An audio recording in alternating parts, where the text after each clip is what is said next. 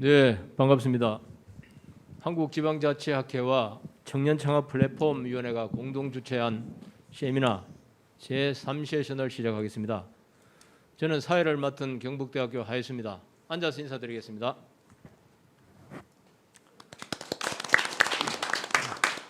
먼저 발제자와 토론자를 소개해드리겠습니다. 먼저 첫 번째 발제를 맡은 김찬우 교수님 나오셨습니다. 두 번째 발표는 경희대 이경전 교수님께서 해주시겠습니다. 지정 토론자로 김용훈 건국대 교수님 나오셨습니다.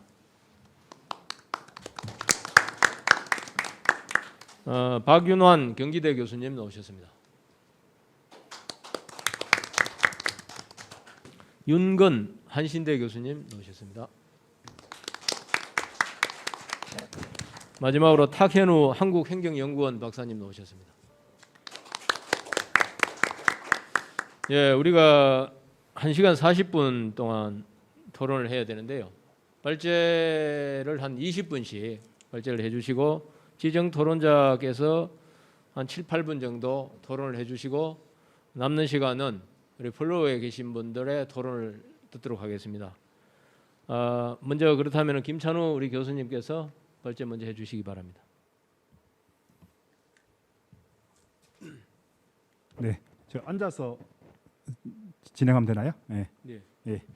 예, 방금 소개받은 김찬우라고 합니다. 네, 다시 한번 만나 뵙게 돼서 반갑습니다. 제가 오늘 발표할 내용은 창업국가 이스라엘 모델의 이제 한국적 적용 가능성이라는 그 타이틀을 붙여봤는데요. 우리가 이제 그 1948년, 그죠? 1948년에 우리가 이제 국가가 이제 정부가 수립이 됐는데 마찬가지 이제 이스라엘도 우리와 마찬가지로 이제 1948년에 정부가 수립됐습니다. 그리고 이제 이스라엘 같은 경우도 이제 3년이 거의 이제 한쪽만 빼고 나머지 면들 다 적들로 둘러싸여 있고 우리도 이제 준전지 상황에서 이제 시연이 돼 있고 이제 그러한 어떤 이제 공통점과 차이점을 아주 많이 가지고 있는데요. 그거는 이후에 좀 더 구체적으로 말씀을 드리도록 하고요. 그럼에도 불구하고 이제 가장 큰 차이점이 뭐냐 이렇게 딱 봤을 때 지금 여기 보시면 화면에 이제 나와 있는데 이 기업들이 이제 여러분들 다 아시는 기업들이 꽤 많으실 텐데요. 이 기업들 공통점이 뭘까요? 예, 이 기업들 공통점이 여기 있는 기업이 모두 100% 유태인 소유의 기업이다. 예, 그 세계 이제 100대 기업 중에 유태인 소유주가 40%에 육박합니다. 이제 이게 얼마나 이제 엄청난 숫자냐면 유태인이 이제 우리가 추산하기로 전 세계 한 1,400만에서 1,500만 정도 추산하고 있어요. 그래서 이제 대구랑 이제 경기도 인구 좀 합친 거 정도 되는데 면적은 이제 경상북도 정도 되고요. 그럼에도 불구하고 이렇게 전 세계 0.2%도 채 안 되는 기업이 그 민족이 이렇게 많은 첨단 기업들을 소유하고 있다는 게 이제 이러한 성과가 어디서 왔느냐? 저는 이제 거기에 이제 의문점을 가지게 됐습니다. 그래서 이제 이런 이제 발표에 이제 문을 열게 됐고요. 그래서 어떻게 하면 이제 우리가 그렇게 할 수 있는가를 하기 전에 좀 더 구체적으로 좀 살펴보면 대한민국이 이제 한 5배 정도 되죠. 이스라엘보다 면적상으로 한 5배 정도 됩니다. 거기다가 이제 우리가 한반도까지 합치면 훨씬 더 크죠, 사실은. 그렇고 이제 조금 전에 말씀드렸던 것처럼 경상북도 정도 크기밖에 안 돼요. 유태인이 지금 텔아비브 중심으로 예루살렘. 그런데 이제 우리가 이제 남한도 실질적으로 섬나라죠. 북한으로 갈 수가 없기 때문에 섬나라이고 거의 이제 유사한 상황에 있다. 면적은 그렇고요. 인구도 마찬가지. 인구는 우리가 거의 뭐 3.5배, 4배 정도 많습니다. 이스라엘이 이제 본토에 한 850만 정도 지금 살고 있고요. 미국이 한 700만 명. 그래서 한 1,400, 1,500을 추산하는데 우리는 이제 한 5천만 명 정도 되잖아요. 그래서 인구도 3.5배, 4배 우리가 더 많다. 그래서 항상 우리보다 더 열악한 상황에 있다. 이제 이런 걸 좀 비교로 말씀드리고 싶고요. 그 GDP도 근데 GDP는 오히려 우리보다 이게 2016년 자료인데 GDP가 우리보다 거의 뭐 1.5배 이상 더 나가는 지금은 좀 더 높아졌습니다. 지금 그런 상태다. 그래서 좀 전에 이제 저도 이제 말씀드렸던 것처럼 과연 이런 차이가 어디서 나오는가? 무엇이 이러한 차이를, 이러한 성과의 차이를 가져왔는가? 이제 그런 그에 대해서 이제 좀 원인을 규명해 보고자 하는 겁니다. 그리고 그게 좋은 원인이 있다면, 좋은 요소가 있다면 그걸 이제 어떤 식으로 우리가 벤치마킹할 수 있고, 벤치마킹을 떠나서 우리가 또 한국적인 어떤 모델을 만드는데 우리가 좀 더 기여할 수 있을까? 이제 그 부분에 대해서 제가 좀 착안을 했습니다. 자, 그래서 여기 보시면 이제 한국과 이스라엘의 이제 유사점과 차이점을 제가 이제 간략하게 좀 봤는데요. 첫 번째가 이제 지리와 역사 측면에서 보면 이 고난의 역사다. 그 이스라엘이 이제 거의 이제 베스파니아누스라고 그 AD 75년에 그때 이제 로마 황제가 된 이제 그때는 장군이었죠. 장군에 의해서 나라를 잃고 거의 한 2,500년 정도를 황야를 떠돌다가 그 2000년 이후에 1948년이죠, 그죠? 그게 나라를 세워요. 그런 어떤 그 사이에 엄청나게 이제 게토라는 어떤 유럽에서, 왜냐하면 유럽의 신이잖아요, 예수님은. 그 예수를 죽인 어떤 민족이기 때문에 아주 동물보다도 더 나쁘게 아주 비참한 생활을 했습니다. 그런 상황 속에서 엄청나게 많은, 가는 곳마다 이제 핍박을 받고, 그렇게 했음에도 불구하고 그 역사를 계속 지켜온 거죠. 이게 참 아이러니한 건데, 그런 어떤 고난의 역사. 마찬가지 우리가 이제 대한민국도 2000년 역사에 912회 정도의 외침을 받습니다. 우리가 통계적으로 보면. 그럼 지금은 이제 한 7, 80년 평화 시대에 살기 때문에 여러분들과 저는 이제 그런 경험이 없지만 그 이전 세대만 하더라도 거의 뭐 전쟁의 연속이었죠. 저희들도 마찬가지 고난의 역사를 가지고 있다. 그리고 이제 조금 전에 말씀드렸던 것처럼 3년이 다 적으로 둘러싸여 있는, 저희도 마찬가지죠. 이제 강대국 속에서 이런 준전시 상황에 우리는 아직 이제 휴전 협정이죠, 그죠? 평화 협정을 맺지를 못했죠. 그래서 이게 전시 상황에 있는 그런 상황 있고, 아까 48년에 이제 정부가 수립됐다. 이제 그런 측면에서 우리가 지금 고난의 어떤 그런 지리적 여건을, 역사적 여건을 같이 함께하고 있는데 공통점이 있고요. 또한 이제 이 교육과 문화 측면에서 보면 이제 공교롭게도 이제 고유의 문자, 우리는 한글이라는 문자가 있고, 유태인들은 이제 히브리어라는 그 고유의 문자가 있습니다. 자, 그리고 이제 고유 언어도 사용하고 있고요. 또 특히나 이제 우리가 이제 잘 아시다시피 강한 교육열, 그죠? 둘째가 라면 서러울 정도의 교육열을 가지고 있죠. 지금 이제 기준으로 2021년 기준으로 우리가 70% 정도가 대학을 가니까 우리 민족의 그 교육열이라는 건 전 세계 최고죠, 사실은. 이제 그럼에도 불구하고 성과가 최고인지는 뭐 그건 논란의 여지가 있겠지만 교육 자체는 최고다. 이스라엘은 지금 한 40% 정도 되는 것 같아요, 대학 가는 비율이. 그럼에도 불구하고 그 노벨상이 한 23%, 알려진 것만, 알려지지 않은 것들 포함하면 한 30% 이상 되는 노벨상 수상자를 배출해 오고 있고요. 그리고 이제 근면성 뭐 이런 것들, 그리고 이제 우수한 두뇌. 지금 핀란드 어떤 그 연구소, 헬싱키 연구소 그쪽에서 이제 조사한 걸 보니까, 피사 이쪽에서 또 조사한 걸 보니까 우리나라 두뇌가 평균 한 106 정도 되고요. 유태인은 우리보다 더 낮다고 하더라고요. IQ로 치면 한 96 정도 된답니다. 오히려 우리가 두뇌는 그게 뭐 꼭 수치적으로 비교할 수는 없지만 더 우수한 민족이다. 그런 것들. 자, 그리고 이제 경제 발전 측면에서 그 유태인들 아시다시피 그 사막에다가, 그죠? 사막에다 그 농업 기술을 통해 가지고 완전히 그 담수화 능력 그걸로 특허를 해가지고 발전을 1세대 때 집단 농장을 통해서 이제 발전을 시켰고, 2세대에 들어와서는 이제 그 인터넷 보안 기술로 또 한번 센세이션하게 일으키다 최근에는 바이오 산업으로 전 세계 이제 벤처 붐을 이끌고 있죠. 그러한 어떤 천연 자원의 분야가 속에서 발전을 했고요. 저희들도 마찬가지죠. 우리나라 같은 경우도 한강의 기적, 그죠? 지금은 조금 여러 가지 이제 어려움을 겪고 있지만 그래도 45년 전폐후의 식민지로서 출발한 나라치고 우리만큼 더 빠른 속도로 역동적으로 발전한 나라는 없다. 뭐 할 정도로 이제 전 세계에서 인정받고 있는 그런 상황이고요. 자, 전쟁을 딛고 짧은 기간 경제 성장을 했고, 그리고 이제 공교롭게도 이제 전 세계에서 3개국이 있습니다. 우리나라, 싱가포르, 그리고 이제 이스라엘. 이 세 개가 이제 의무병 제도를 하고 있어요. 남자는 3년, 여자는 2년 의무적으로 군 복무를 해야 되는. 우리는 이제 뭐 여군도 있긴 하지만 의무적으로 하는 건 이제 남자하고 2년 정도죠, 그죠? 2년을 계속 좀 줄어들고 있긴 하지만 약간 이제 그런 공통점이 있고요. 그리고 이제 경제 성장에 우리가 이제 새마을 운동이라는 걸 통해 가지고 발전을 많이 했는데 60, 70년대 이후로 마찬가지 여기도 집단 농장이라는 것. 그때 이제 벤구리온이라는 1세대 우리로 치면 이승만 같은 그런 초대 총리가 있었어요. 그분의 지도하에 집단 농장을 통해서 발전해 왔다. 그런 역사를 같이 함께하고 있다.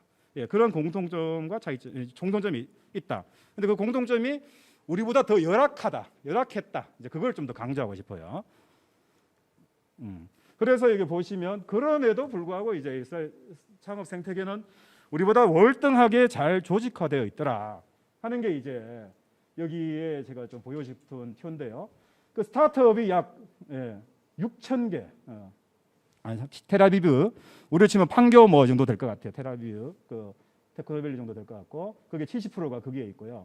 그 1,400명단 스타트업이 한 개가 있고 그 중에 나스닥 상장사 그러니까 미국 기업을 제외하고 70% 이상이 이스라엘 기업이라는 거죠. 이건 진짜 뭐 대단한 그 적이라고 생각이 들고요.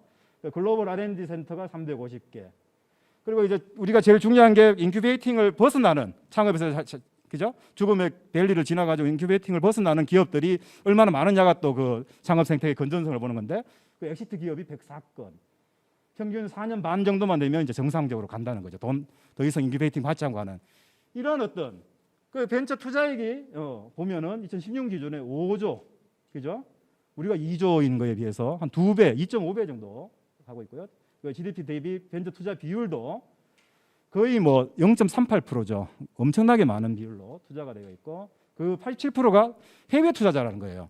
신기한 거죠. 이스라엘 이렇게 포탄이 엄청나게 떨어지고 전쟁이 지금까지 5번이랑 아랍이랑 10억 인구랑 해서 했는데 그런 상황 속에서도 이게 벤처가 이렇게 붐이 일었다.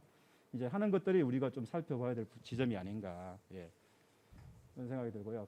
그리고 이제 여기 이제 성과로 뭐 상장사 비율이라든지 제가 이게 시간이 그렇게 많지 않으니까 조금 스킵해서 가겠습니다. 그리고 이제 연구비 성과 보시면 상위 클래스에 다 있다. 캠브리지, 옥스퍼드 다음에 이제 히브리드가 있다. 이런 걸 보실 수가 있고요. 마찬가지 하이텍 기업의 자본 조달 현황도 보시면 엄청나게 많은 건수와 액수를 자랑하고 있다. 그래서 이제 2008년 금융위기가 왔을 때도 다른 전 세계 모든 그죠? OECD 평균이 다 지금 마이너스 칠 때도 여기는 마이너스 치지 않고 성장을 했던 어떤 그런 튼튼한 생태계를 가지고 있다. 자, 그렇고요. 그다음에 이제 스타트업 투자 유치 비율이나 건수 아까 이제 보여드렸던 걸 다시 한번 구체적으로 보여드린 거고요. 자, 그 이면에 그러면 누가 있었냐? 이분을 좀 주목을 해야 되는데 시몬 페레즈라는 사람이에요. 이분이 9대 대통령이었어요. 얼마 전에 돌아가셨는데 16년 한 5년 전에 돌아가셨는데 돌아가기 전까지 우리로 치면 이승만 정부의 비서로 시작하신 분이에요. 그러니까 벤고리온의 비서로 시작했으니까 그러면서 역대 총리를 3번 했고요. 여러 부처의 장관을 했고요. 외교부 장관만 한 4년 정도 하셨고 국방부도 계셨고 그리고 이제 노벨 평화상까지 받으신 분이죠. 오슬로 협정으로. 그런 분인데 이분이 이렇게 우리가 끝까지 지켜내야 할 태도는 과감하게 도전한 정신이다. 이걸 그냥 삶 속에서 실천을 하시고 마지막에 돌아가실 때도 그냥 작은 집 한 칸 남기고 가신 그렇게 이제 모든 걸 이제 이스라엘의 건국과 창업을 위해서 바치신 분이라도 과언이 아닌데요.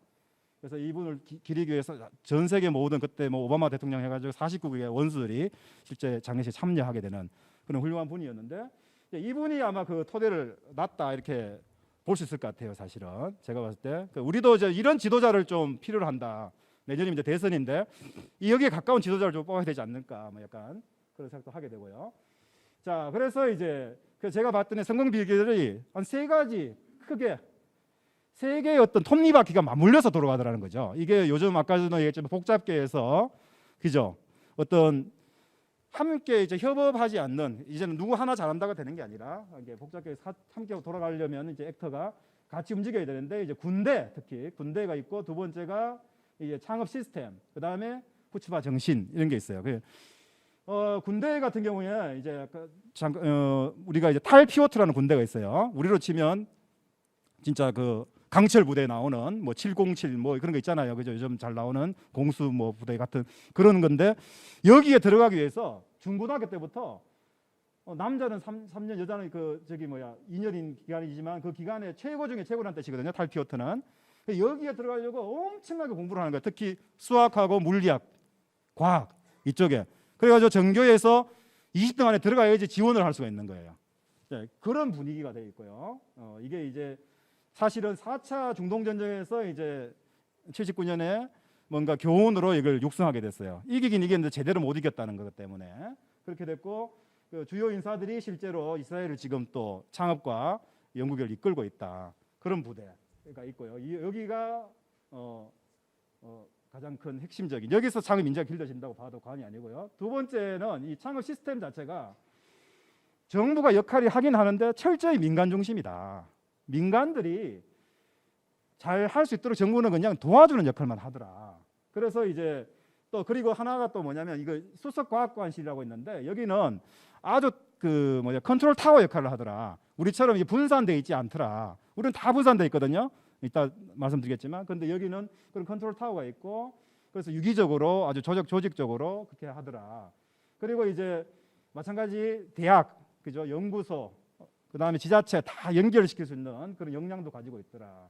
그리고 푸누파라는 그런 프로그램이 있는데 이게 뭐냐면 창업 전에 사실은 창업했을 때 85%를 빌려주는 거예요. 사실은 창업 전에 돈이 더 많이 들어가거든요. 창업 돼 가지고 이렇게 하는, 우리나라 같은 경우는 다 될 것 같은 기업에다가 지원을 해줘요. 여기는 그렇지 않고 그냥 좋은 아이디어만 있으면 무조건 85%인데 실제로 15%까지 다른 데서 받으면, 요즘화로 받으면 거의 100%를 다 지원을 받는 거예요. 그리고 또 문제는 또 좋은 점은 뭐냐면 성공하면 매출의 3%씩 이제 갚는 거고, 실패하면 안 갚아도 돼요. 우리는 실패하면 한강 가야 되잖아요. 여기는 그런 게 없어요. 실패도 안 갚아도 돼요. 그 대신 건전한 실패에 대해서 그렇다. 그런 게 우리하고 너무 달라. 그래서 이제 벤처 캐피탈도 마찬가지 성공한 기업에 한해서만 30에서 50% 돌려받도록 그런 시스템을 가지고 있더라. 이제 그런 것들이 우리와 많이 차이가 나더라. 그런 거였고요. 그래서 이제 그리고 마지막이 제일 중요한 건데 이제 그 정신이 있더라. 정신. 아까 뭐 기업가 정신 그런 이야기를 많이 했는데 이스라엘 민족 특유의 정신인 것 같아요. 여기 후츠파 정신이라는데 끝까지 파고드는 거예요. 끝까지 질문해가지고 모르겠으면 모르겠는데요. 그래서 자기가 설득될 때까지 이야기하는 거예요. 실제로 그런 사람들이 이제 노벨상을 많이 받는다고 하죠. 예, 그런 것처럼 하버드에도 이제 그런 조사가 결과가 있는데 여기서 보면 인포멀티 아무 때나 전화해도 돼요. 아무 때나. 제가 뭐 총장님이라면 총장님 지금 밤 11시에 전화해도 돼요. 궁금한 거 있으면. 그런 퀘스처닝, 어떤 그 권위에 의지하지 않는 그런 것들, 팀워크, 그리고 이제 그 인내심, 뭐 이런 러닝, 그죠? 그런 페일러, 실패를 통해서 배우는 그런 문화들이 너무 이제 잘 갖춰져 있더라. 이거는 이제 민족성화도 관련되어 있는 것 같은데요. 자, 그래서 이러한 것들 통해서 이제 이스라엘이 성공을 했던 게 아닌가 생각이 들고, 그다음에 정부의 역할은 마찬가지 아주 그 바텀업 밑에서부터 오는 그걸 갖다가 이제 인정을 해주면서 선수들이 그냥 최단 경로를 뛸 수 있도록 해주는 거지 자기들 절대 뛰지 않습니다. 여기는 그냥 동기부여만 해주고, 그리고 이제 규제가 거의 없고요. 그 세금을 잘 되는 데는 세금을 깎아주고 비자도 완화해주고, 이렇게 거의 말하는 우리가 이제 규제 정부 실패 그런 것들이 이제 거의 없도록 제로로 해주는, 그리고 실패가라는 개념 자체가 다르다는 거죠. 실패라는 개념이 완전히 다르다. 실패는 이제 긍정이 자서 더 많은 리스크를 짊어져야 하는 것이 정부 역할이고 그걸 북돋아 주는 게 그게 정부 역할이다. 그러니까 실패의 요람이다 이렇게 볼 수 있어요. 여기가 우리는 성공의 요람을 꿈꾸잖아요. 부분들이 그런 다르다. 그래서 이제 거기에다가 이제 요즘화 펀드라는 그 벤처 기업의 어떤 자금, 조금 전에도 말했듯이 이제 여기 특징이 뭐냐면 이스라엘 보시면 걔보다 좀 작아서 안 보이긴 하는데 여러분들 아시는 지금 외모는 빌 게이츠뿐만 아니라 뭐 일론 머스크 뭐 이런 사람들 있잖아요. 다 이스라엘 저기 출신들이고 거기서 번 돈으로 다시 창업을 또 지원해줘가지고 그 생태계가 이렇게 만들어져가지고 실제로 미국에 있던 창업 기업들의 40% 이상을 차지하고 있다. 그런 생각이 들고요. 그 기타적으로 이제 이런 클러스터라든지 R&D 연속성이 있고요. 자, 그래서 우리도 이제 사실은 하고 있습니다. 안 하고 있는 게 아니라 우리도 이제 2차 아까 중소벤처기업부 장관님도 이야기했듯이 2차 뭐 창업 붐이라 해가지고 하고 있긴 한데, 자, 여러 가지 지금 붐이 이제 올라가지고 지금 그래프 잘 올라가고 있죠, 그죠? 예산도 올라가고 있는데 이제 좀 우리의 문제는 뭐냐면 이게 너무 외형적이라는 거죠. 그리고 인풋 중심이라는 거예요. 어떤 성과를 냈다기보다는 뭐 투입을 얼마나 했다, 예산이 얼마 들었다, 이제 그런 것들이 좀 그런 게 아닌가 생각이 들고, 그럼에도 불구하고 여러 가지 개선은 많이 되고 있는 것 같아요. 실패에 대한 두려움이라든지 창업가에 대한 인식 변화라든지 대상자 이런 것들은 분위기가 좀 개선이 되고 있다. 그런데 이제 그럼에도 불구하고 우리가 좀 짚어봐야 될 게 너무 이제 정부가 모태 펀드를 다 투자를 주도한다는 거, 그 부분. 그다음에 이제 그 선순환 구조를 지금 만들지 못하고 있다는 거. 그다음에 플랫폼의 어떤 기반, 그러니까 인프라 중심, 돈 중심으로 되다 보니까 멘토링, 네트워크 이런 거에 대한 그 개념이 잘 없는 거죠. 그리고 이제 회수 시장이 좀 그죠 부진하고 대기업이 좀 참여가 좀 부진하다. 예, 그죠? 그런 대기업 중심의 어떤 여건들.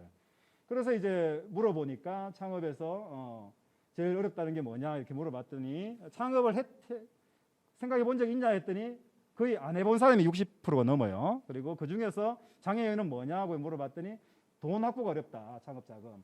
그다음에 경험이 부족하다 이런 것들이 나왔죠. 자, 그리고 이러한 것들 때문에 이제 우리가 또 생계형 서비스업 창업에 또 의존할 수밖에 없었고, 그다음에 20대 창업할 때 금융 기반 어떤 접근이 너무 취약하다. 그리고 사회 안전망도 부재하다. 예, 그래서 제일 제가 또 문제 중에 하나는 이건 같아요. 이게 통합성이 낮단 말이죠. 제가 찾아보니까 뭐 중소벤처기업부에서도 하고 고용노동부에서도 하고 과학기술통신부에서도 하고 교육부에서도 하고 저도 소위 말하는 이제 공부하는 사람인데도 헷갈리더라고요. 그런데 청년은 더 얼마나 더 헷갈리겠냐는 거죠. 예, 그래서 이제 체계적인 청년 창업 교육이 아주 미흡하다. 예, 그렇게 볼 수 있겠습니다. 그래서 이제 우리가 그런 부분들을 어떤 식으로 우리가 개선해 나갈지 그런 것들을 이제 우리가 좀 더 논의를 해봐야 되고, 저거는 이제 제가 한번 나눠봤는데, 그래서 우리가 가야 되는 창업 생태계 모형은 이제 그거는 주도자로 봤을 때 정부냐 민간이냐, 그리고 이제 그 분산 정도로 봤을 때 분산의 통합이냐 봤을 때 저는 지금 너무 분산돼 있어요. 정부가 주도하긴 하지만 아주 분산 조정을 하고 있거든요. 이쪽 그러니까 이 영역이 있는데 그걸 1영역으로 좀 올려가지고 통합 조정력으로 좀 가야 되겠다. 그래서 아까 전에 이제 과학 수석실 같은 이스라엘의 그런 모델을 하나 만들어야겠다. 예, 그런 생각을 좀 하게 됐고요. 그래서 이제 마지막으로 이제 적용 방안인데요. 조금 늦어서 좀 죄송합니다만, 그러니까 요 세 가지 정신, 그죠? 후추파 정신, 네트워크, 정부 역할 이걸 같이 가져야 될 거고, 군복무기관을 적극적으로 우리가 활용을 해야 되겠다. 그리고 이게 개혁이 아닌 혁명이 필요하다. 이게 지방자치단체, 국가가 이제 사고장치 자체를 방식 자체를 완전히 바꿔야겠다. 예.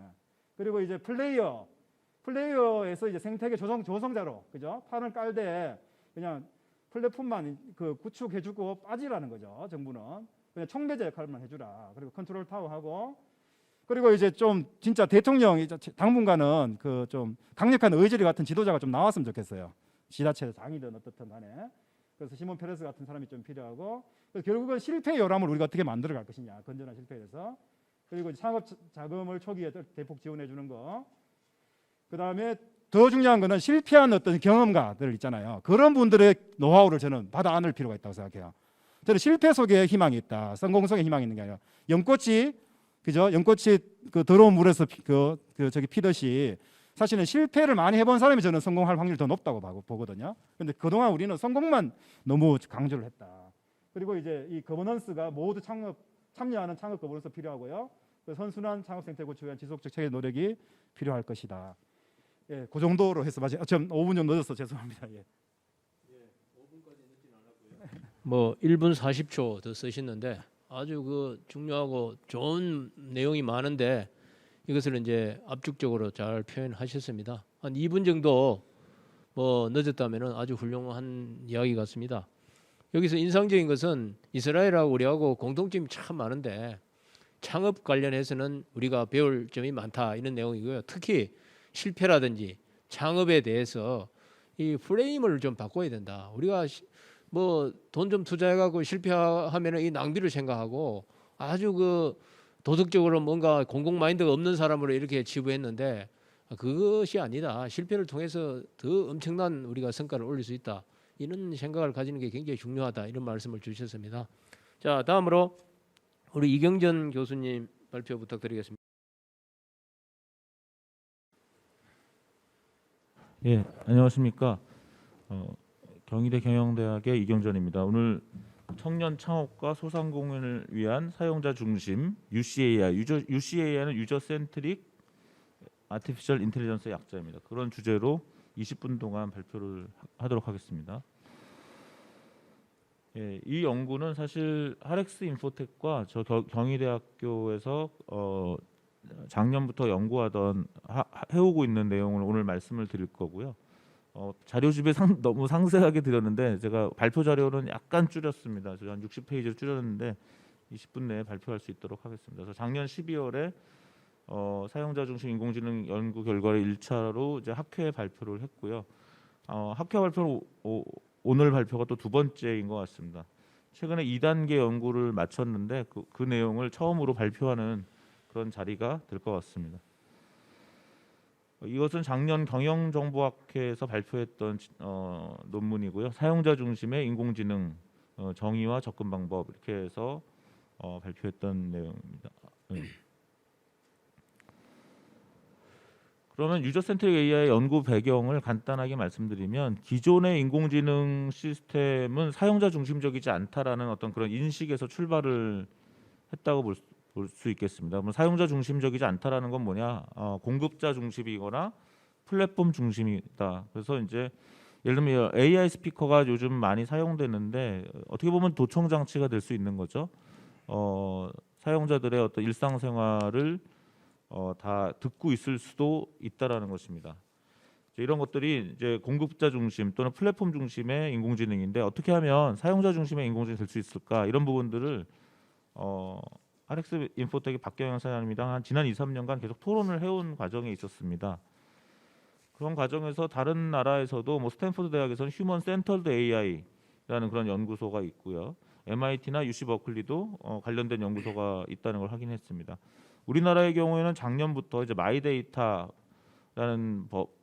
것이 생겨서 지금 한참 사업자를 선정하고 있는 과정입니다. 저도 뭐 다음 주인가에 그 심사위원을 해달라고 했었는데 시간이 안 돼서 하진 못했는데요. 한참 이런 휴먼 센트릭 또는 유저 센트릭 또는 마이데이터 이런 내용들이 많이 이야기되는 것 같습니다. 근데 인간 중심이라는 말은 너무 포괄적이죠. 그래서 저희는 인간 중심이라는 개념보다는 사용자 중심이라는 그런 개념을 가지고 가고 있습니다. 예를 들어 말씀드린다면 이제 관련된 연구에는 이제 페더레이티드 러닝이라는 개념이 그 머신러닝 분야의 하나의 연구 분야로 되어 있습니다.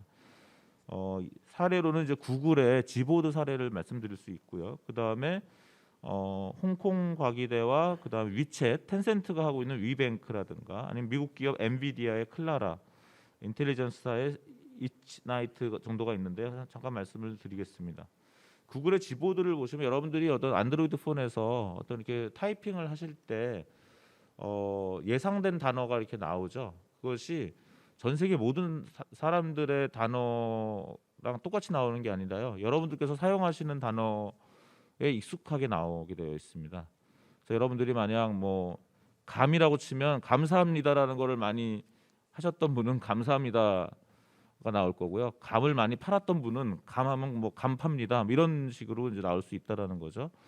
근데 만약 이것을 그 구글의 서버에서 학습을 한다면 우리가 치는 모든 문자를 구글이 다 서버에 저장해야 되는 상당히 부담스러운 상황이 되는 거죠. 우리의 모든 카톡 메시지나 문자 메시지나 이런 것들을 구글이 다 들여다본다는 것이 되는데 요즘 인공지능 관련 기업들의 추세는 사용자들의 정보를 너무 많이 알았다가는 오히려 나중에 문제가 된다라는 인식이 있습니다. 그래서 구글이 이걸 어떻게 했냐면은 이 타이핑한 것을 학습하는 것은 우리의 스마트폰 내부에서 학습을 합니다. 그래서 그 학습한 결과에 약간 그 웨이트라고 하는데요. 그 웨이트만 중앙 서버에 보내는 거죠. 그리고 그걸 가지고 또 구글이 전체 학습을 다 한 다음에 큰 모델을 만들어서 다시 우리 안드로이드 폰에다 던져주는 겁니다. 이런 식으로 해서 사용자의 데이터가 구글의 서버에 들어가는 것이 아니라 학습된 인공지능 모델 결과만 서로 왔다 갔다 하게 만드는 건데요. 이런 것들이 이미 이제 되고 있다라는 것이죠. 구글의 지보드라든가 또 엔비디아의 클라라, 환자의 데이터도 마찬가지일 것입니다. 그죠? 당신이 정신병이 있는지 없는지 내가 검사해 줄게 하면 의사한테 지금은 모든 걸 다 줘야 되죠. 사람한테는 할 수 없이 줘야 되지만 사람이 그래서 우리가 변호사나 의사들이 어떤 그런 비밀을 지켜야 되는 의무가 있는데요. AI 같은 시스템이라면은 그렇게 하지 않고 이제 AI 모델이 나한테 와서 내 데이터로 진단하고 떠나면 되는 예를 들면 그렇게 보시면 되겠습니다. 그래서 엔비디아의 클라라든가 또는 인텔리전스사의 이치나이트 같은 것들이 이러한 개념들이다. 이게 일단 말씀드릴 수 있겠고요. 그런데 이제 어떻게 이렇게 유저 센트릭 AI를 연구하게 됐는가를 잠깐 역사적으로 말씀을 드리면, 사실 2006년에 제가 사용자 중심의 결제라는 표현을 쓰지 않았지만, 앞으로 우리가 사용하는 모바일 폰이 발전한다면 결제 환경이 달라질 것이다라는 연구를 했었습니다. 2006년이면 아직 아이폰이 나오지 않았을 텐데요. 우리의 휴대폰이 점점 힘이 세지고 점점 통신 환경이 좋아지고 있는 상황이었죠. 그렇게 된다면 2006년 당시에 우리가 신용카드 어떤 상점에 갔을 때 우리의 신용카드 정보를 상점 주인한테 줘야 되잖아요. 근데 그렇게 할 것이 아니라 앞으로 내 폰이 되게 좋아지고 내 폰의 연결이 그 당시엔 2G였겠지만 이제 3G, 4G, 5G까지 발전했는데 그렇게 빨라진다면 내가 상점 주인한테 내 결제 정보를 줄 것이 아니라 상점 주인이 나한테 결제 정보를 줘서 내 폰에서 결제가 처리될 것이다라는 논문을 쓴 게 2006년에 제가 썼던 논문인데요.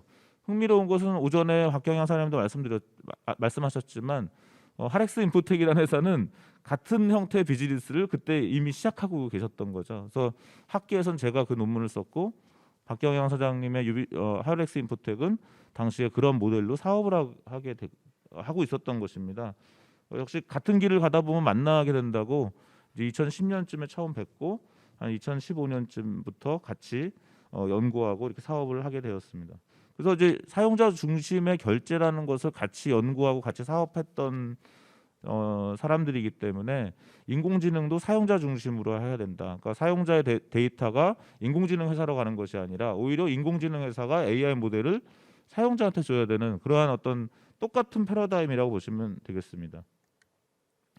그래서 계속 논의만 하다가 여기 오늘 와 계신 박정일 소장님이랑 셋이 이제 미국 출장을 갔는데 사용자 중심 인공지능을 그냥 말로만 하지 말고 진짜 한번 실행을 해서 시스템을 만들어 보자 해서 작년부터 연구에 들어갔고요. 그래서 처음에는 일단 개념으로 생각했습니다. 그래서 사용자 중심 인공지능이라는 게 도대체 뭘까? 그러면 그 사용자 관점에서는 프라이버시를 프리저빙 해줘야 되는 것이 첫 번째고, 두 번째는 아까 병원이나 금융기관은 고객의 많은 정보를 갖고 있는데 이거를 서로 약간 공유하거나 협력하면 도움이 될 수 있는데도 불구하고 개인정보보호법이나 여러 가지 때문에 또는 자기 사업자의 이해 때문에 정보를 공유하지 못하는 문제가 있죠. 그러면 어떻게 정보를 최소한으로 공유하면서 성과를 낼 수 있겠는가라는 걸 많이 좀 고민을 했습니다. 그래서 여기 오른쪽 화면에 기업 간의 데이터를 직접 공유하지 않고도 유저에게 어떻게 서비스를 제공할 수 있을까? 그다음 유저는 자기 프라이버시를 많이 노출하지 않고도 어떻게 좋은 서비스를 받을 수 있을까? 이러한 것들을 이제 고민하게 되었고요.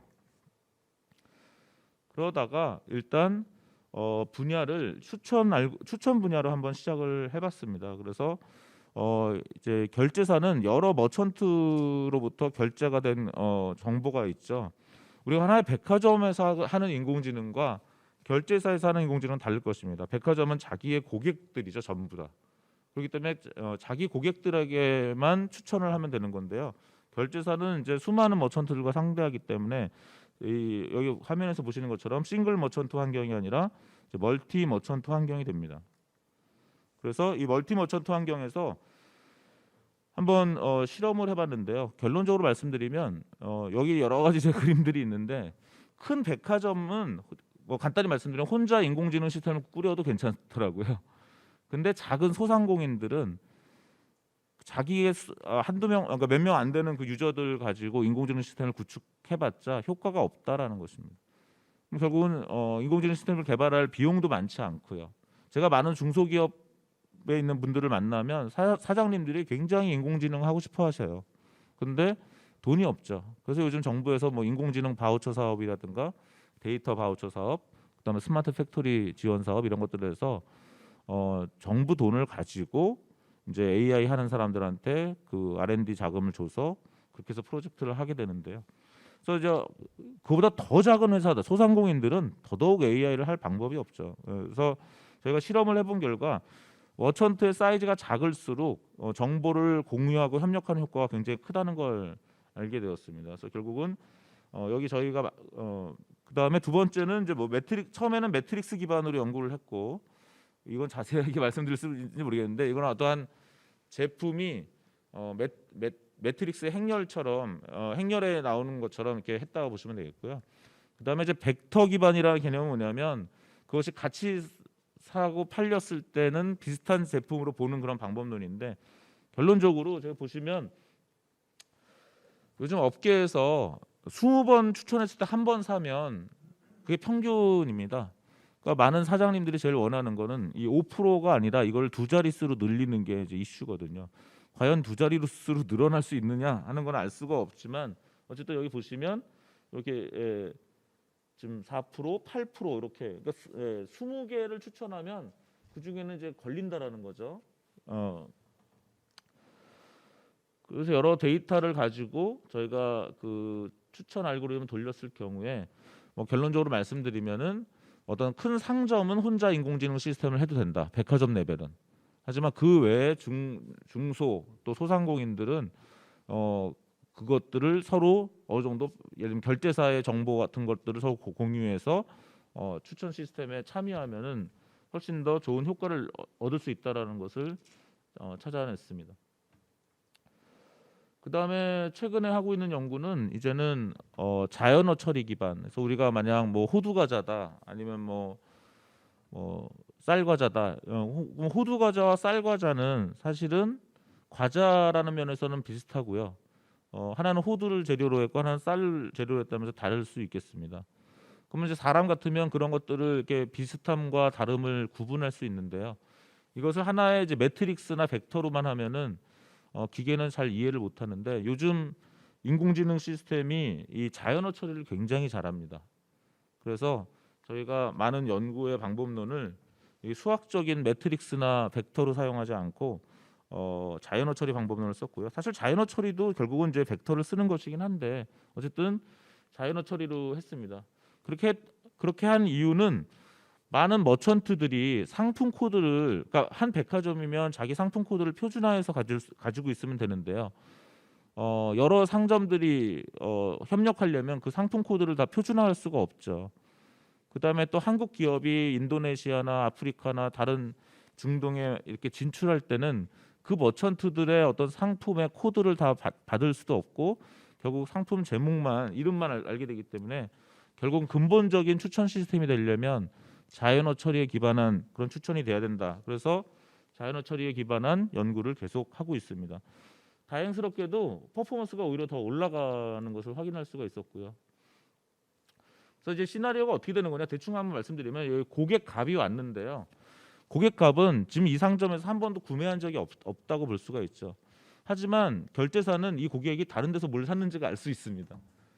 그렇게 함으로써 다른 데서 이 사람과 비슷하게 물건을 산 고객을 찾아내고 그 고객이 만약 이 사람이 새로 간 상점에 굉장히 중요한 고객이면 그 사람이 산 물건을 추천할 수 있다라는 그런 아주 쉬운 개념입니다. 그렇게 되면 이 고객 두 명이 서로를 노출하지 않고도 또 고객이 자기의 신상을 자기가 거래했던 다른 상점에 노출하지 않고도 이런 공유 플랫폼의 도움을 받아서 추천을 받을 수 있다라는 거죠. 그렇게 되면은 결국은 이러한 네트워크에 참여하는 상점도 혜택을 얻고 이러한 네트워크에서 소비 활동을 하는 소비자도 혜택을 얻는 그런 결과가 도출될 것이다 이렇게 보고 있습니다.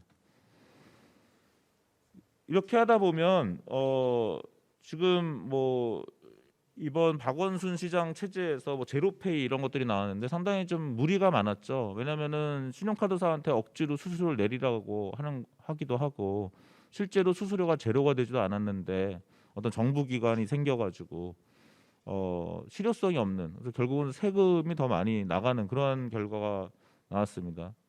그래서 결국은 결제 수수료는 어떤 시장의 경쟁에 맡기는 것이 더 좋고 오히려 이렇게 새로운 인공지능 시스템을 가지고 결제 수수료를 스스로 무료로 한다든가 스스로 내려서 결제 수수료는 내리고 그 대신 인공지능 시스템을 서비스를 제공하는 이런 식의 어떤 새로운 비즈니스 모델 혁신이 나올 수 있다라는 것이죠. 그래서 오히려 결제 모듈은 무료 탑재를 할 수가 있고 그렇게 되면은 판매 채널이 확대되고 광고 수익이나 어떤 그런 CPM 프리, 그러니까 기존의 노출로 광고비를 받는 것이 아니라 실제로 결제가 일어나고 물건을 팔아줬을 때 지금 상점들이 되게 억울해하는 것은 얘가 나한테 물건을 팔아준 게 아니라 결제만 도와준 건데도 결제 수를 많이 받아간다든가 그런 것인데요. 실제로 만약 추천한 결과로 물건을 산 것에 대해서 받아가는 것은 어느 누구도 불만을 갖지가 않습니다.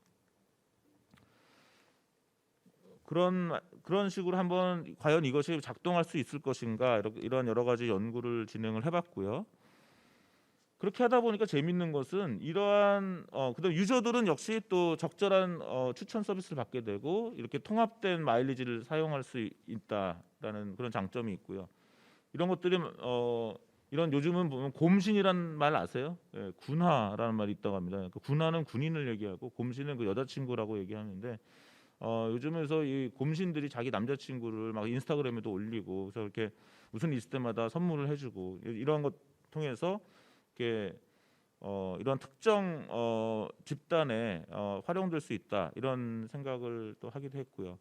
또 하다 보니까 이렇게 사용자 중심의 인공지능 시스템을 갖춰놓으면 이걸 통해서 재밌는 어떤 새로운 비즈니스 모델이 나올다는 거죠. 예를 들면 익명 배달 또는 익명 결제. 어떤 경우에 가끔 음식점에 배달을 시켰는데 되게 맛이 없다고 생각을 해서 댓글을 쓰면은 그 사장님이 전화로 협박을 하는 경우가 있대요. 그러니까 어떻게 보면 이제 소비자들도 좀 익명으로 내가 사고 싶을 때가 있다라는 거죠. 그래서 배달하는 사람도 내가 누군지를 모르고 또 사업자 입장에서도 마찬가지일 수가 있습니다. 그래서 그 사용자 중심의 결제가 되고 사용자 중심의 인공지능이 되면은 서로의 정보를 최소로 공유하는 상태에서 협력을 하게 만들기 때문에 여기서 어떤 파생될 수 있는 여러 가지 비즈니스가 있을 수 있다라는 것이죠. 그래서 저희가 어떻게 보면 그걸 발견을 한 것입니다. 이런 걸 하다 보니 여기서 많은 벤처들이 나올 수 있겠다. 아주 최소한의 그 협력 모델만 만들면 그걸 가지고 많은 사람들이 이걸 이용한 여러 가지 벤처를 만들 수 있겠다는 생각을 하게 됐습니다. 그래서 이것이 일종의 인큐베이팅 역할도 하게 되고 그냥 아무것도 없는 사람들을 인큐베이팅하는 것이 아니라 이런 플랫폼 하에서 들어가게 함으로써 훨씬 더 리스크를 줄이고 빨리 성장할 수 있는 기회를 줄 수 있다 이렇게 보고 있습니다. 그래서 이런 익명 해외 송금, 익명 결제, 익명 오프라인 서비스 결제, 익명 배달. 지금 이건 익명이란 이름 하나로 한번 만들어 본 건데요. 여러 가지 다른 어떠한 또 아이디어가 나올 수 있는 거죠. 그렇게 되면은 창업을 준비하는 사람들이 이러한 어떤 프레임워크를 알게 되면 그걸 통해서 새로운 또 모델을 만드는 거죠. 옛날에 키워드 검색 광고 회사인 오버추어가 한국에 왔을 때 그 오버추어 코리아를 가장 먼저 안 사람들은 큰 돈을 벌었습니다. 2007년에 유튜브가 구글에 인수될 때 만약 유튜브에 빨리 참여한 사람들은 큰 돈을 벌었겠죠. 어떤 그런 새로운 플랫폼이 등장할 때 그 플랫폼에 빨리 올라타고 그것을 활용하는 방법을 찾아내는 것이 또 하나의 창업이 된다 이렇게 말씀드릴 수 있을 것 같습니다. 지금 현재 이 알고리즘은 울산에서 울산 페달이라는 말은 되게 재밌는데요. 페이와 배달의 그 합성어고 그다음에 지자체가 주도해서 가고 있는 그런 것들인데요. 여기서 많은 소상공인들이 있죠. 이 소상공인들이 이런 어떠한 공유 플랫폼을 통해서 서로 시너지를 일으킬 수 있을 거라고 보고 있고요. 그 데이터 가지고 또 학습을 했던 내용들입니다. 그리고 이건 약간 어려워 보이지만 아주 그냥 결론만 말씀드리면 요즘은 유행인 트랜스포머라는 그런 NLP 기술이 있어가지고 이 트랜스포머 기술로 저희가 주로 뭐 번역이라든가 자연어 생성 이런 데 사용되는데 저희는 제품을 추천하는데 이것을 사용했다 이렇게 말씀을 드릴 수 있겠습니다. 자세한 부분은 좀 생략을 하겠습니다. 결론적으로는 아까 말씀드렸지만 이 5% 정도가 보통 업계 표준인데 5%가 넘어가면 그래도 좀 괜찮은 알고리즘이 되는 것 같다 이렇게 이제 말씀드릴 수 있고요.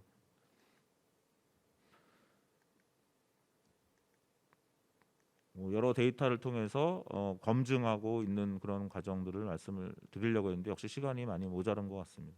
여기까지 말씀드리면 그 다음에 이제 한 1, 2분 남았는데 뒷부분은 이제 창업을 위한 어떠한 것을 저희는 디지털 미라는 개념으로 가고 있습니다. 그래서 디지털 미라는 걸 한번 정의를 해보면 어떤 개인의 상태, 건강이 될 수도 있고 미용, 기업, 지식, 재무, 행복도 같은 것들 실시간 관리하는 그런 인공지능 기반의 제품과 서비스 결합 시스템이다라고 정의할 수 있는데요. 예를 들어 보면 이제 류이드 같은 회사죠. 류이드는 처음에 산타 토익으로 시작해서 이 토익 점수를 빨리 올려주는 서비스를 개발을 했는데요. 최근에 세계 AI 100대 기업에 선정이 됐습니다. 그다음에 한 일주일 전에는 그 손정희 회장의 비전 펀드에서 2천억을 쏴가지고 한국에 본사가 있는 토종 기업으로서는 최초로 손정희 회장의 비전 펀드에 투자를 받는 그런 기록을 세웠는데요. 제가 사실 자문을 하고 있습니다. 저는 이제 리드 같은 회사가 세계 100대 기업, 10대 기업에 될 거라고 생각을 하는데요. 이 회사가 이렇게 왜 인정을 받고 있냐면은 결국 이 개인의 상태, 실력을 잘 측정하고 있다라는 거죠. 그럼 이 사람한테 가장 좋은 문제가 뭐고 서비스가 뭐고 이 사람이 지금 뭘 배워야 되는지를 알고 그거를 계속 적절하게 이 사람한테 맞게 주면은 이 사람의 성장이 빨라진다는 거죠. 그럼 우리가 창업도 마찬가지고 취업도 마찬가지라는 것입니다. 그것이 군인이 되든 20대 남성이든 여성이든 이 사람의 실력과 상태를 잘 파악하면 그것에 맞는 처방을 계속 내줄 수만 있다면 된다라는 것이죠. 지금 국가를 위해서 이렇게 군에 갔는데 오히려 취업 전선에서 불이익을 받는다. 이건 정말 눈물 나는 일이죠. 그래서 이런 것들을 해결하는 게 정말 중요한 문제고 오늘 지방자치학에서 정말 큰 일을 하고 계신 것 같습니다. 그래서 저희가 여러 이런 시나리오를 개발해서 아까 말씀드린 것처럼 결국은 이 청년의 역량을 어떻게 진단하고 이 사람한테 가장 좋은 어떤 서비스를 제공할 것인가. 그 다음에 이 사람한테 매칭을 또 시켜줘야 되잖아요. 예, 그래서 이런 것들을 이제 연구를 하고 있고요. 예, 그래서 뭐 너가 취업을 한다면 자격증, 넌 도대체 골이 뭐냐 물어보고 골에 따라서 현재 너의 상태, 그다음에 너의 골, 이 두 간의 괴리감이 있겠죠. 이 괴리감을 연결해서 메꿀 수 있는 그런 것들을 계속 제시하는 것이 일종의 디지털미의 청년 취업 창업 서비스라고 보시면 되겠습니다. 그러면 그렇게 되면 사실은 그걸로 끝나는 게 아니라 사실 매칭까지 해주면 좋죠. 우리나라 기업 중에 원티드라는 또 재밌는 기업이 있는데요. 이 원티드라는 기업은 우리가 잡코리아나 사람인사를 아시죠? 젊은이들이 얼마나 잡코리아 사람인에 많이 그 자기를 올립니까?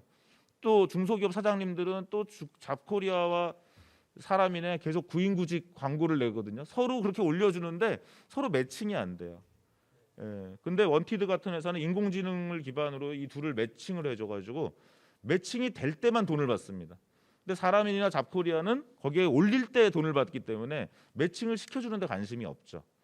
예. 그래서 이제 매칭이 됐을 때 돈을 받는 그런 시스템이 돼야 되고 결국은 이 우리가 취창업 인큐베이터도 이런 것들을 잘 연결해주는 AI 시스템도 같이 고민하면서 진행을 해야 된다 이런 말씀을 드리겠습니다.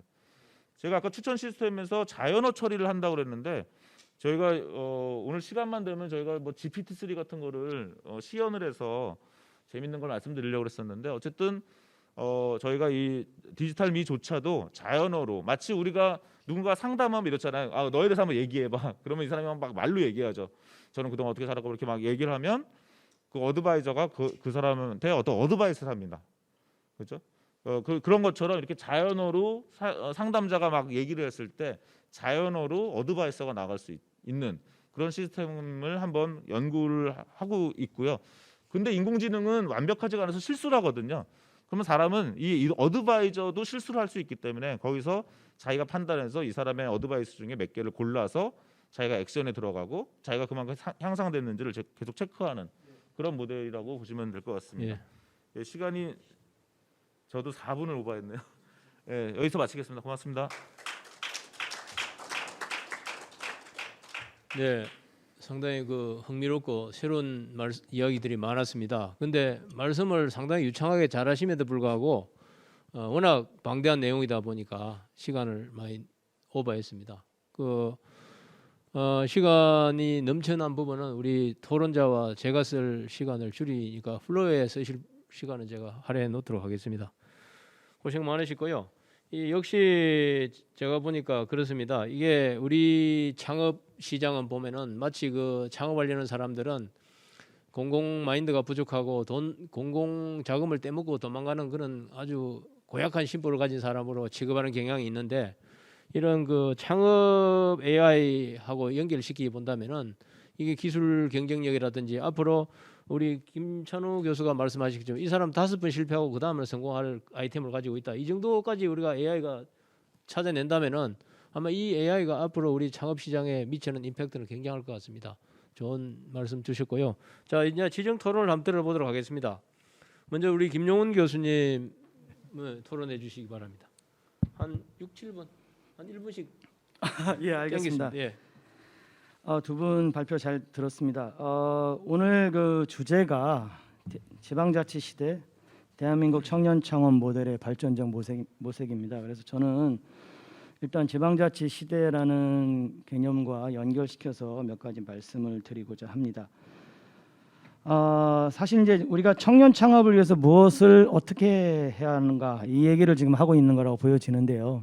그럼 이제 출발을 어디에서 할까 했을 때 청년 창업을 지원하는 목적이 뭐겠는가를 한번 생각할 필요가 있을 것 같아요. 출발을 하면 목적에 시작할 필요가 있을 것 같은데, 자, 그러면 더 많은 사람이 창업을 하는 게 목적일까요? 아니면은 더 많은 사람이 성공을 하게 하는 게 목적일까요? 예, 이 부분에 대해서 저는 고민을 해야 될 필요가 있다고 생각합니다. 예전에 저희 대학에 그 청년 창업 분야의 어떤 정부에 있는 고위 관료가 오셔서 발표를 하시면서 이런 말씀을 하셨어요. 가능한 한 많은 기업이 창업이 돼서 결국은 알리바바나 이런 그 선도적인 기업이 미래에 나오기를 우리는 바라고 있다. 그래서 이제 국가 경쟁력 차원에서 접근을 하고 계시더라고요. 그런데 우리가 취업 지원을 정부에서 하는 목적은 사실 그런 게 아니거든요. 예, 일종의 어떤 청년들의 복지라든가 인격권이라든가 이런 차원에서 접근을 하고 있거든요. 그래서 저는 기존에 있는 접근법 자체가 어떻게 보면은 너무 국가 중심적 사고에 빠져 있는 게 아닌가라는 생각을 해봅니다. 즉 청년의 입장에서 생각을 좀 더 해볼 필요가 있지 않겠냐 생각을 해봤습니다. 자, 창업 동기를 한번 보게 되면요, 청년들은요 대다수가 성공에 대한 욕구가 가장 크긴 하지만 선택의 여지가 없어서 취업난 때문에 이런 이유로 실제로 많이 들고 있습니다. 그렇다면은 결국은 정부의 어떤 지원이라든가 이런 게 이루어질 때 역시 이런 부분에 대한 고민이 심각하게 이루어져야 되지 않겠나라는 생각을 합니다. 아까 김찬우 교수님께서 해주신 말 중에 실패를 해야만 성공을 한다. 이거는 이제 기성세대 생각일 수 있습니다. 예, 우리는 저도 마찬가지로 그런 생각을 합니다. 하지만 당사자들도 그런 생각을 할까요? 예, 취업에 대한 실패는 실업만 낳지만 창업에 대한 실패는 실업과 빚을 남깁니다.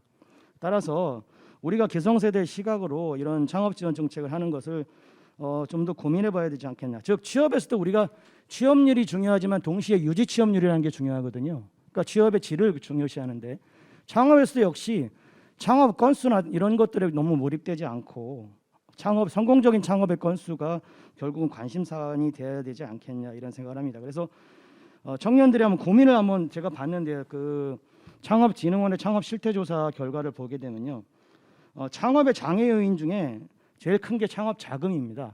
하지만 그 다음은 뭐냐면요, 실패에 대한 두려움, 지식, 능력, 경험의 부족 이런 걸 들고 있습니다.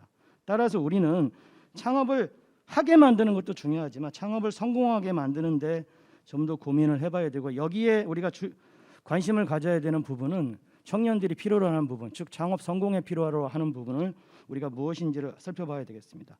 자, 그렇다면은 아까 그 이스라엘 모델을 말씀하셨는데 이스라엘 모델은 사실은 창업 생태계를 조성하는 데 굉장히 좋은 모델이라고 생각을 합니다. 그래서 우리 중앙 정부에서도 참 그 고려를 해야 할 부분인데요. 문제는 이 모델은요, 예, 생태계만 조성하지 청년들의 개별적인 니즈를 충족시켜주지 않습니다. 청년들이 어려워하는 부분을 제가 보게 되면요, 주로 이런 부분이에요. 뭐 시제품 제작이라든가 판로 개척 이런 부분들이 실제로는 어려움을 많이 겪거든요. 그리고 창업 이후에 그 경제력 자금이 부족해서, 예를 들면 인건비를 줘야 되는데 주지 못해서, 이런 부분들이 실제적으로 청년들이 창업에 실패하는 많은 이유입니다. 따라서 저는 중앙정부가 생태계를 마련해 줘야 되는 필요가 있다는 김찬호 교수님의 발제에 대해서는 100% 동의를 하는데, 이와 동시에 누군가가, 예를 들면 지방자치단체가 지방자치 시대에 청년들의 니즈를 충족시키는 일종의 맞춤형 서비스 내지는 1:1 서비스 같은 거를 해줄 필요가 있지 않겠냐는 생각입니다. 그리고 이게 이제 일종의 청년들 니즈에만 맞는 것이냐, 그렇지 않습니다. 지방자치단체 차원에서도 봤을 때 지방자치단체의 니즈와 연결되어 있습니다. 왜냐하면요, 우리 청년들이 지방에서 창업을 잘 안 하려고 합니다. 이유는 아까 김찬호 교수님 이스라엘 사례에도 말씀하셨지만 지방에 민간 투자가 이루어질 만한 기업이 없습니다. 별로요. 결국은 중앙정부 지원 외에 민간 투자자가 참여를 해야 된다고 아까 모델을 말씀하셨는데 실제로 지방에는요 그런 모델이 적용되기가 어렵습니다. 따라서 지방 자체에서 지역 개발이라든가 지역 발전 또는 지역 상생 차원에서 보더라도 지방자치단체가 결국은 그 지역에 특화되어 있는 어떤 지역 환경을 활용해서 공동으로 마케팅을 한다든가 공동 판로 개척을 한다든가 하는 또는 1대1 맞춤형 서비스를 지원한다든가 아마 이럴 때 아까 이경정 교수님 발표하신 AI 그 유저 센트릭 AI 기술 같은 것이 아마 큰 도움이 되지 않을까 생각을 해봤는데요.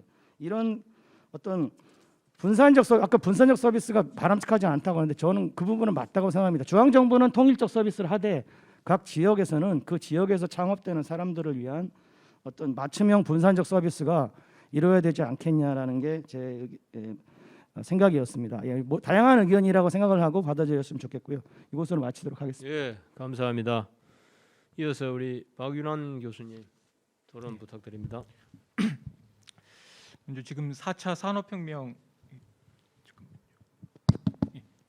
4차 산업혁명이 이제 도래해서 이런 ICT 신기술 그리고 디지털 트랜스포메이션이 대세인 상황인데요. 그런 상황에서 이런 창업 생태계를 좀 조성하고 우리 청년의 창업과 또 취업을 연계시키는 그런 차원에서의 논의는 굉장히 적절하다는 생각을 일단 하게 됩니다. 그리고 세계적으로 지금 많은 주목을 끌고 있는 이스라엘의 창업 촉진 모형을 또 우리가 검토해서요. 우리 상황에 적용 가능성을 좀 타진하는 부분에서 굉장히 바람직한 방향이라고 생각을 하게 되는데요. 일단 먼저 저는 이런 창업에 대한 투자의 투명성 차원에서의 어떤 논의도 좀 같이 있으면 좋겠다는 생각이 들었습니다. 우리가 기업가나 투자자가 고객을 직접 만나서 소통하는 어떤 소위 대중 근거형 투자라는 그런 이야기들이 좀 있는데요. 그런 부분 그리고 투자의 어떤 커뮤니티를 통해서 산업의 재편 그리고 스타트업의 발굴 뭐 이런 부분에 대한 신속한 수용이 필요하다 이런 생각이 듭니다. 대중 근거형 투자라는 게 어떻게 보면 과거 소수 벤처 캐피탈 회사들이 장악해왔던 어떤 투자 시장에 다수의 벤처 캐피탈 그리고 부유한 어떤 개인 투자자들까지 진입이 가능하도록 좀 시장의 개방성을 가져온다는 그런 측면이 좀 주목을 할 필요가 있을 것 같고요. 그래서 창업 지원을 위한 자본 시장의 투명성 그리고 민주성, 개방성을 좀 높이는 그런 노력이 우리한테 좀 필요하지 않을까 생각이 됩니다. 그래서 투자 커뮤니티 활성화도 또 필요해서요. 투자자 간의 어떤 정보 교환의 어떤 활성화도 같이 필요한 부분이라고 생각이 되고요. 발표 내용 중에서 이제 우리나라도 이제 군대를 의무복무를 하고 이스라엘도 이제 비슷한 상황인데 군의 기술 인재 양성에 대한 부분도 또 강조를 할 수 있을 것 같아요. 우리가 군복무 과정에서 창업 기술과 연계시킬 수 있는 그런 역량 강화 프로그램들이 좀 상대적으로 뒤떨어지는 측면이 있거든요. 그래서 그런 부분들을 좀 적극적으로 검토를 해야 되는데 우리나라의 어떤 군 조직이 상당히 그 사회 부분과 유리되어 있다는 점이 좀 안타깝다는 생각이 듭니다. 그래서 사실 다들 대학생인데 또 군대 입대하거든요. 그러면 어떤 이런 사적 영역과 군 안에의 어떤 생활이라는 게 좀 앞으로는 물론 국방 그 본연의 의무도 있지만 우리나라의 어떤 인적 자원의 어떤 역량 강화의 측면에서도 연계성을 좀 높일 수 있는 방향으로 우리가 좀 도와줄 필요가 있고 특히 이제 제대 군인들이 사회에 진출하기 전에 군 생활의 경험을 좀 교두보로 마련할 수 있는 그런 인재 기술 양성 그리고 창업 준비 프로그램들이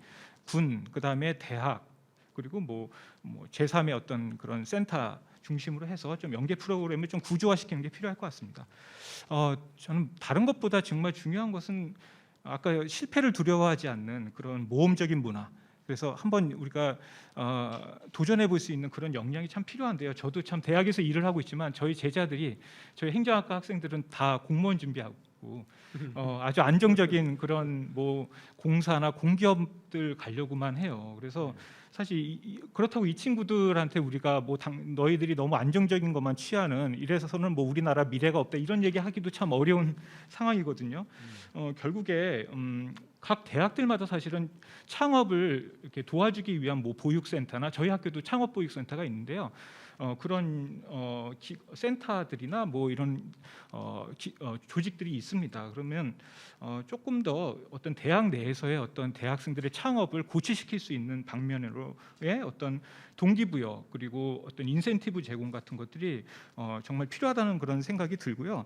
그래서 대학 내 어떤 비교과 과정에 다양한 프로그램들이 있거든요. 그 안에 좀 더 창업과 융합 기술을 이렇게 접목시킬 수 있는 좀 심화된 프로그램들을 지원해 줄 필요가 있고, 특히 이제 아까 이 교수님께서 굉장히 복잡한 여러 가지 알고리즘에 대한 말씀도 하시고 굉장히 테크놀로지 기반의 창업 가능성을 말씀 주셨지만은 사실 또 인문사회 예술 방면의 학생들도 반드시 창업과 유리된 것은 아니라고 생각하거든요. 그러면 그 친구들이 조금 더 자신들의 어떤 도메인에서 창업 의욕을 좀 고취시킬 수 있도록 이렇게 도와줄 수 있는 그런 방안들도 좀 중요하지 않을까 이런 생각을 해보게 됩니다.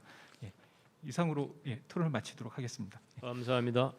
하여튼 두 분은 이런 말씀을 주셨습니까? 이스라엘 우리 창업 모델을 활용하는 것은 의미가 있다. 그런데 우리나라의 또 특수 여건도 반영해서 청년 니드에 맞는 맞춤형 서비스도 좀 강화할 필요가 있다. 또 두 번째 분은 또 기술 인재 양성이라든지 소통과 투명성 제고와 같은 특히 모험적인 문화 이런 것들을 좀 적극적으로 활용하는 것이 성공으로 가는 길이 아니겠는가 이런 말씀을 주셨습니다. 감사하고요. 그다음에 두 번째 주제에 대해서 우리 윤건 한신대 교수님 토론해 주시겠습니다.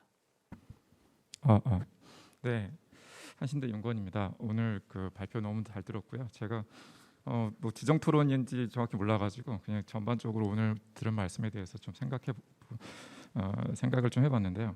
일단 김찬호 교수님 그 이스라엘 모델은 정말 센세이션했고 개인적으로 제가 이스라엘에 대해서 정확히 아는 부분이 많이 없었지만 어쨌든 오늘 많이 공부했고요. 다만 이제 우리나라에 이제 이 모델을 적용할 때 어떤 문제가 있을까 이제 이런 관점에서 한번 토론을 해봤어요.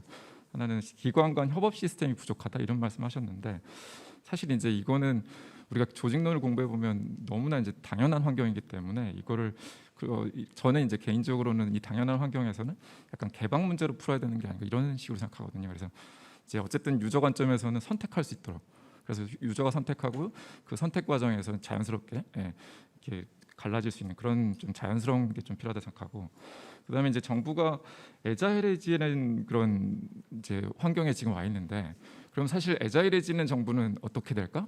사실 문제 해결에 조금 더 적합한 정부가 된단 말이에요.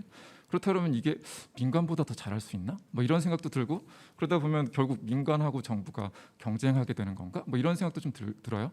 그래서 이거를 굳이 이제 우리가 이분법으로 나누기보다는 좀 자연스럽게 좀 놔두는 것도 좋을 것 같다는 생각도 좀 들었고 사실 이제 저는 이제 예산 낭비라는 차원에서 이제 이런 문제가 있는데 요거는 전형적인 그 국민의 감정 문제인 것 같아요. 국민들이 세금을 내는 주체인데 국민들이 이걸 받아들여야 된단 말이에요. 청년들의 실패를 받아들여야 되는데 그리고 예산의 실패를 받아들여야 되는데 국민들이 받아들이지 못하는 측면도 분명히 있는 것 같아요. 그래서 그거를 어떻게 좀 풀어내야 될지 좀 이런 좀 생각을 좀 해봤고요.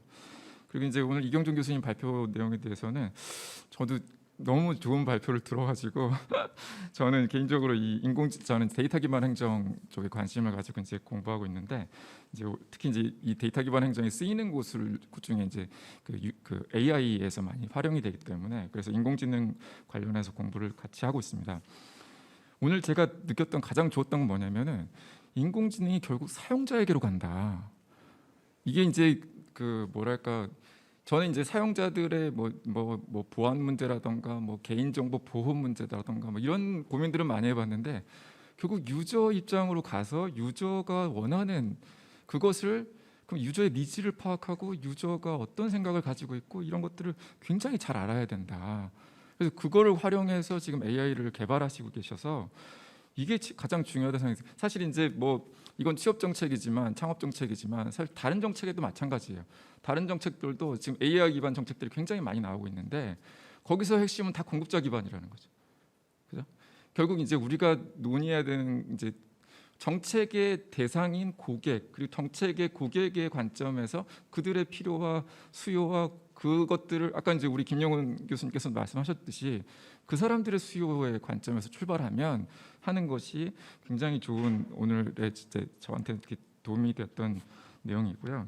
다만 이제 저는 이런 생각을 해봤습니다. 그 데이터 보안성 문제 이제 해결하는 방식으로 뭐 페더레이티드 러닝이라던가 뭐 이제 그리고 이제 개인이 자발적으로 데이터 제공하는 그렇게 해서 그 안에서 이제 데이터 제공의 인센티브 체계를 확립해서 그 안에서 이제 다 해결하면은 사실 보안 문제가 많이 해결되는 부분이 있는 것 같아요.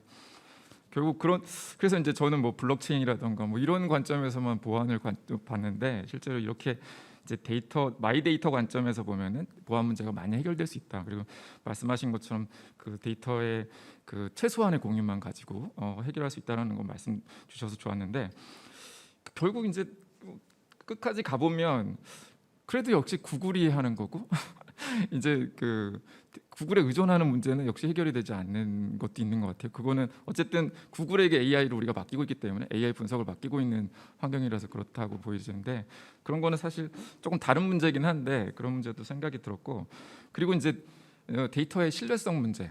그렇죠. 이거는 이제 그 안에서 해결해야 될 문제지만 퍼포먼스로 해결하신다고는 하셨는데 실제로 이제 그 안에서 왜곡될 수도 있고 실제로 퍼포먼스는 계속 좋아지는 것처럼 보이게 왜곡할 수도 있고 뭐 이런 여러 가지 그 안에서의 이제 걸러지는 장치들에 대한 그래서 분석 결과가 정확성을 계속 담보하는 문제들은 그 안에서 뭐 신뢰로 해결할 수 있는 건지 아니면 AI로 해결할 수 있는 건지 그런 것들이 좀 고민이 됐고 그다음에 이제 결국 이제 마지막으로 저는 이 논의를 오늘 이제 이경정 교수님 발표 자료도 보면서 무슨 생각을 했냐면 첫 번째 정책 현장에 대한 관심을 가져야겠다. 그리고 두 번째 기술에 대한 관심을 좀 가져야겠다. 왜냐하면 이제 기술적인 용어들을 굉장히 많이 사용해 주셨는데 제가 기술적인 용어들은 사실 많이 공부를 하겠다 생각도 좀 들었습니다.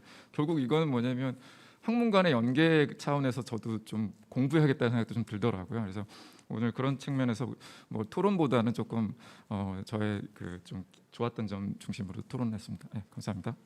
예, 감사합니다.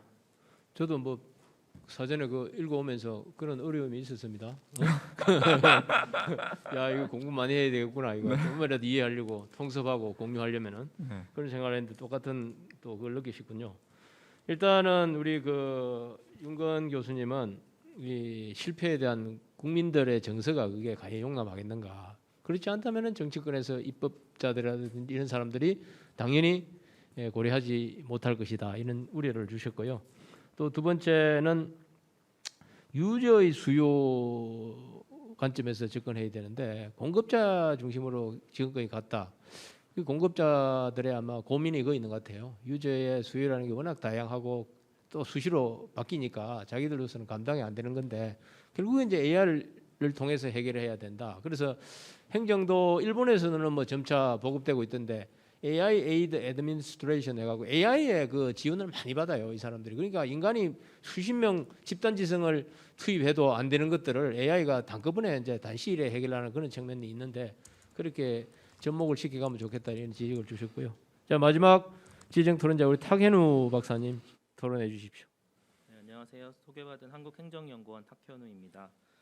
네, 저도 뭐 문제의식은 비슷합니다. 그 최근에 그 뭐 인공지능이나 이런 걸 통해서 정책 문제를 해결하려고 하는 뭐 국가적인 시도라든지 뭐 여러 기술적인 노력에 대해서 많이 이제 듣게 되고 토론하게 되는데 뭐 정부 3.0이라든지 뭐 최근에 지능형 정부, 디지털 트랜스포메이션, 뭐 4차 산업, 데이터 경제 이렇게 용어는 많이 듣고 있습니다. 듣고 있는데 이게 사실은 손에 잡히게 이게 어떻게 활용될 수 있지라고 하는 거를 볼 수 있는 기회는 많이 없었어요. 그리고 이 논의가 계속 진행되어 오면서 뭐 여러 차례 저도 토론을 하고 뭐 글을 읽고 하면서도 궁금했었는데 이게 조금씩 되어져 가는 것 같고 또 오늘 발표하신 내용을 보면 아 실제로는 이렇게 구현이 되는구나.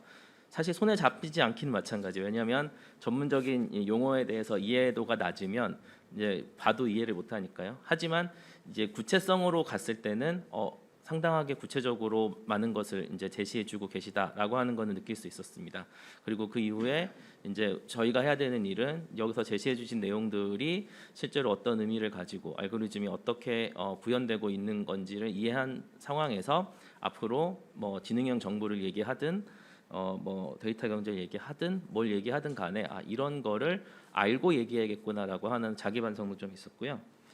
뭐 사실 뭐 인공지능 정부 재정 사업 같은 거를 많이 평가를 해보면 인공지능이라는 말을 넣어놓고 실제로 구현하는 것은 챗봇이고 챗봇은 사실 활용을 해보면 거의 사용하는 사람이 없고 실제로는 이제 전화를 해서 이제 상담원과 연결을 하길 바라죠. 그러니까 실제 어떤 문제를 해결하는데 활용되기보다는 어떻게 보면 인공지능이라고 하는 말 자체가 그냥 장식처럼 지금 사용되고 있는 문제가 있지 않은가라고 하는 이제 비판도 하면서 최근에는 또 이제 부정수급 적발이라고 하는 거에 이제 이런 기술을 많이 활용하고 있습니다. 보조금 부정수급이라든지 부동산 요즘에 이슈가 되고 있으니까 또 부동산 이 거래 정보 같은 것도 이제 이상 거래를 이제 적발하는 그런 거를 이제 자동적으로 할 수 있는 뭐 이런 걸 고민하고 있는데 여러 이제 사례들을 봤을 때 오늘 이제 발표해 주신 내용들이 이제 현실화 가능한 이제 적용 활용 가능한 사례들을 많이 이제 제시해 주고 계셔서 그 중에서도 이게 제너럴한 의사결정이 아니라 맞춤형 솔루션을 어떻게 제공할 것인가 그러면서도 이 데이터 활용이라는 것에 있어서의 이제 장벽이 하나가 있는 게 뭐냐면 개인정보를 어떻게 할 것인가인데 개인정보를 쓰지 않고 어떻게 맞춤형 솔루션을 제공할 것인가에 대한 문제 의식을 제시해 준 것 같아서 흥미롭게 보았습니다. 사실 이제 이거를 이해하는 과정에선 제가 알고 있는 기존의 스키마를 가지고 이해할 수밖에 없는데 저희가 이제 패널 데이터 분석할 때 설명력을 높이려면 개인 정보를 아이디로 넣어서 고정효과 분석을 하면 설명력이 확 올라가죠. 그러니까 개인 정보를 어떻게든 쓰면 이게 분석할 때 설명력이 높아집니다. 그 설명력이라고 하는 건 예측 가능성이라고 다시 말할 수도 있을 것 같고요. 근데 그걸 안 쓰고 어떻게 할 것인가가 이제 중요한 것인데요.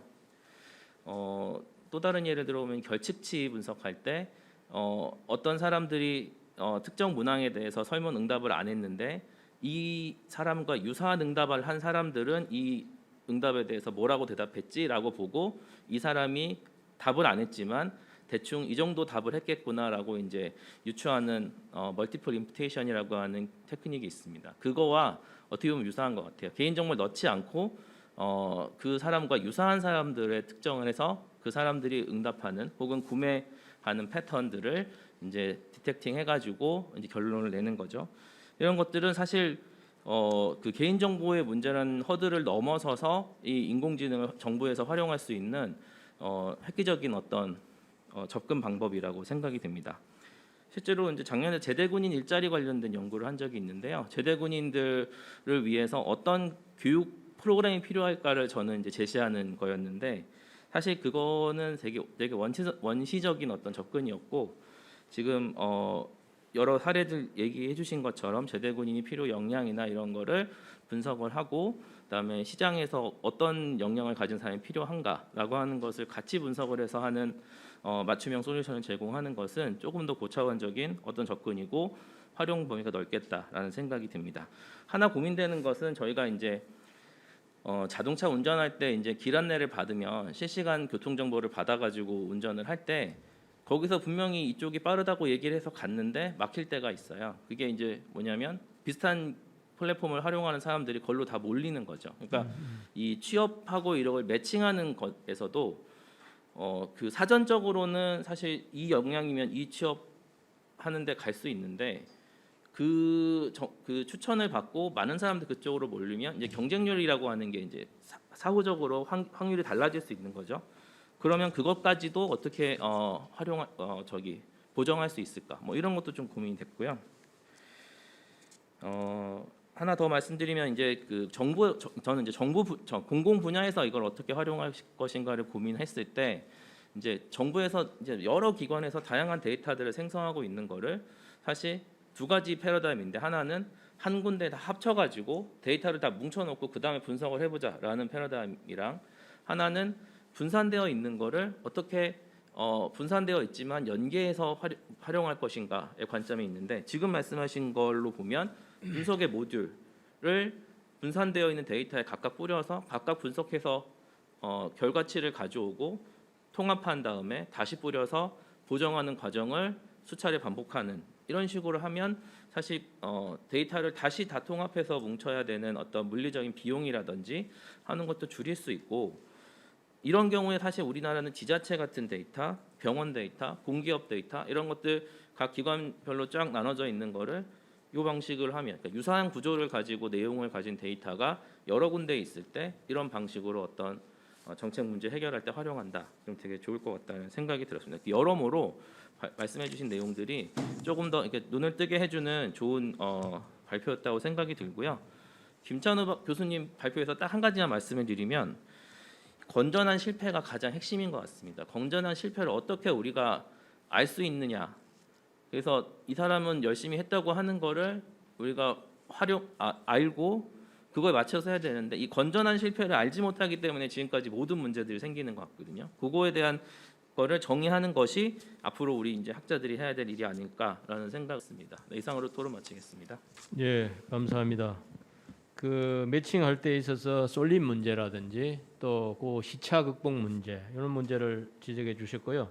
또 분산되어 있는 것들을 어떤 식으로 통합해 낼 것인가, 또 건전한 실패를 어떻게 우리가 찾아낼 수 있을 것인가, 이런 부분에 대해서도 좋은 토론을 해주셨습니다. 감사하고요. 한 23, 4분 남았습니다. 그래서 제가 아까 당초에 약속해 드린 대로 플로어에 계신 분들 좋은 아이디어를 듣기 위해서 시간을 좀 아껴놨습니다. 꼭 말씀을 주셔야 합니다. 이 시간 아끼둔 사람의 성의를 생각하시더라도 꼭 질의를 해주시기 바랍니다. 질의든 코멘트든 다 좋습니다. 제가 수업 시간에 항상 말씀드린 게 있습니다. 질문을 스스로 하면은 학생들한테 가점이 주어지고, 제가 지적해서 하게 되면은 잘해도 본전이고 못하면은 감점이다. 이런 시스템을 제가 도입하고 있습니다.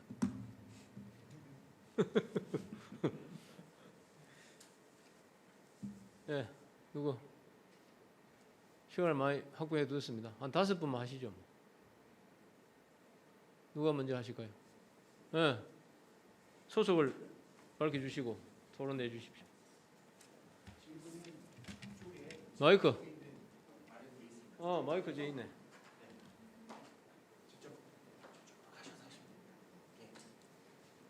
거기서 하시면 돼요.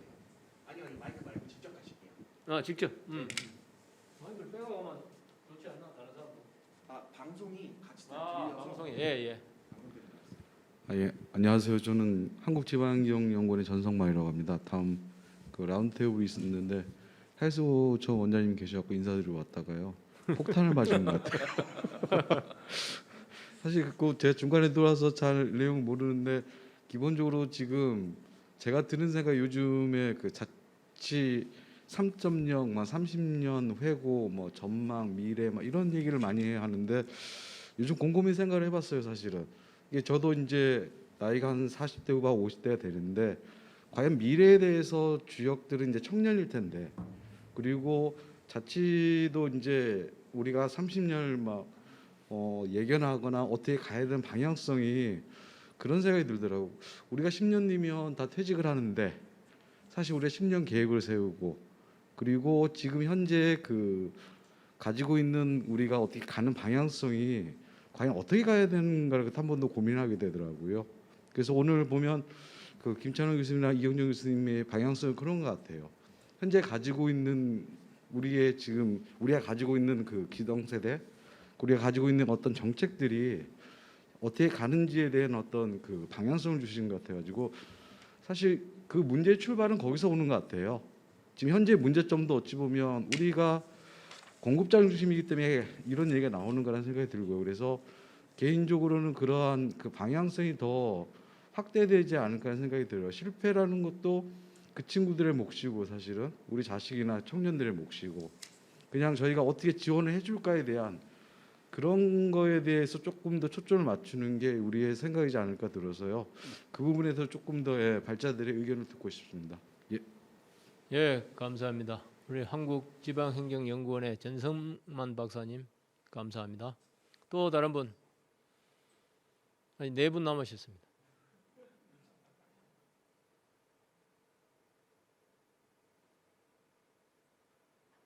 플로어 계신 분도 지정 토론을 할까요? 우리 저하고 눈 딱 마주치셨는데 여 놓으시고 한번 하시죠. 예, 돌아보신 분. 예, 이쪽으로 놓으시고 하시죠. 이럴 때는 눈을 잘 안 마주쳐야 됩니다.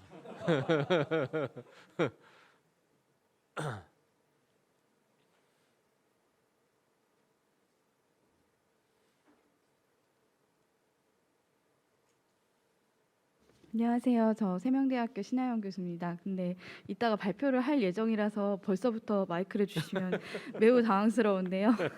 대학원 때 교수님께 세미나 수업 때 이제 지적당하던 생각이 나서 지금 식은땀이 약간 났습니다. 그 두 번째 발제 주셨을 때 제가 이제 착석을 해가지고 그거 중심으로 들었는데 AI 얘기해 주시고 기존의 알고리즘이 갖고 있었던 문제들을 많이 해결할 수 있는 그런 새로운 접근 방식을 알려주셨는데 사실 이제 뭐 비콘을 통해서 사용자의 정보가 푸시가 되고 그걸 통해서 이제 사용자 맞춤형으로 뭔가 서비스가 기획된다든가 이렇게 테크 쪽에서는 이런 얘기가 많이 이루어져 왔는데 그래서 사용자가 뭘 할 수 있게 될 건지에 대해서 우리가 상상을 좀 못했었는데 사용자들의 새로운 욕구까지도 좀 이렇게 없던 것도 만들어낼 수 있고 또 기술을 통해서 사용자들이 새로운 상상력을 할 수 있게 됐다는 게 굉장히 신선한 접근이었는데 저는 사실은 이제 대학에서 교육학을 가르치는데 학생들이랑 이제 이 윤리 이슈 관련해서 요즘 특히 AI와의 윤리 이슈가 많이 나오는데 지금 이제 선생님께서 말씀하셨던 그런 새로운 사용자 중심의 AI가 나오게 되면 지금 우리 사회가 AI와 관련해서 맞닥뜨린 여러 가지 이슈들이 있지 않습니까? 이를테면 뭐 젠더 바이어스된 그런 챗봇이라든가 아니면은 그 AI에 대한 어떤 성희롱이라든가 이런 부분들에 대해서 유저가 하는 부분을 이제 모니터링 할 수 없는 프라이버시니까 이것은 모니터링 할 수 없다 아니면 유저들이 만들어낸 그 데이터가 오염됐기 때문에 그렇게 자동적으로 생기는 그 공공화된 그 어떤 차별이나 혐오에 대해서는 기업이 모니터링 할 수 없다 이런 문제들이 방금 선생님께서 말씀 주신 좀 새로운 접근으로는 해결이 될 수 있는 부분인지 좀 그런 게 그 학생들에게 그런 윤리 이슈를 같이 토론한 입장에서는 좀 궁금해졌습니다. 네, 감사합니다. 교육학 하신 분답게 그 윤리 문제 이런 것들을 아주 잘 지적해 주셨습니다. 자, 그다음에 이제 세 번째 토론자로 마스시타 정경숙에 계시는 김보람 우리 박사님. 아까 제가 기청을 떨어뜨리려고 제가 복수하기 위해서 토론을 좀 주문해야 되겠어요. 토론자 나오시고 하시죠. 제가 아까 귀가 멍멍해서 제가 복수하는 겁니다. 저분이 아까 그 뒤에 앞에 발표하시니까 박수를 치시는데 박수 소리가 워낙 커서 제가 귀가 그냥 울려가지고 지금 고생하고 있습니다. 지금.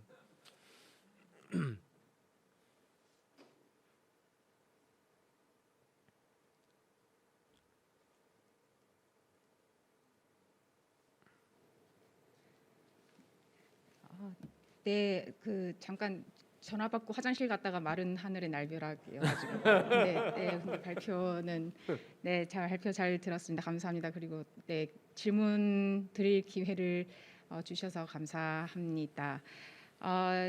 저는 김찬우 교수님과 이경전 교수님의 발표로 아까 이스라엘 의 그런 창업 관련된 그런 시스템 지원 부분들이 우리나라랑 굉장히 좀 많이 사실 그런 좀 구조적인 부분이나 그런 지원 환경이라든지 이런 부분들이 좀 많이 차이가 나는 부분들이 있는데 특히 아까 또 그 지정 토론에서도 이스라엘은 이제 그 민간 투자를 굉장히 적극적으로 하지만 이것이 이제 지역에 들어갔을 때 사실 지금 지방자치 학회인데 이 모든 어쨌든 민간 투자의 거의 대부분의 투자들이 수도권 서울 중심으로 이루어지고 특히 거기서도 기술 창업 지원 부분에 이제 더 특화돼서 이렇게 지원이 되고 있는 그런 부분들이 있습니다. 이런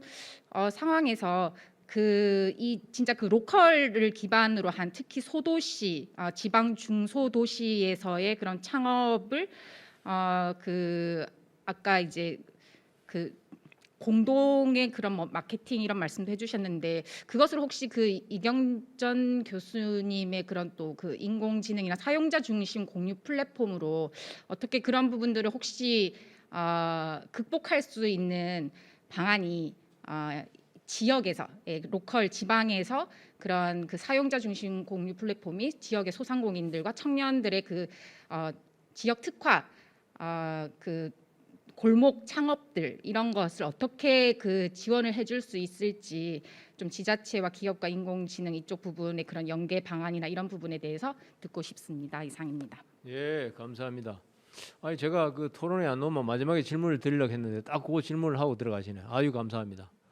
그다음에 우리 이 둘러보니까 옷 색깔이 유난히 좀 다른 분이 한 분 계세요. 요 중앙에 요 그 자켓 색깔이 좀 까만색이 아니고 다른 색깔을 입고 계시는데 우리 그 나오셔갖고 차별화된 질문을 하나 해주시죠.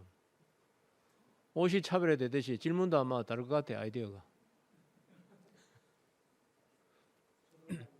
제가 마지막에 이제 우리 참모총장님 제가 기회를 드리려고 아껴놨습니다.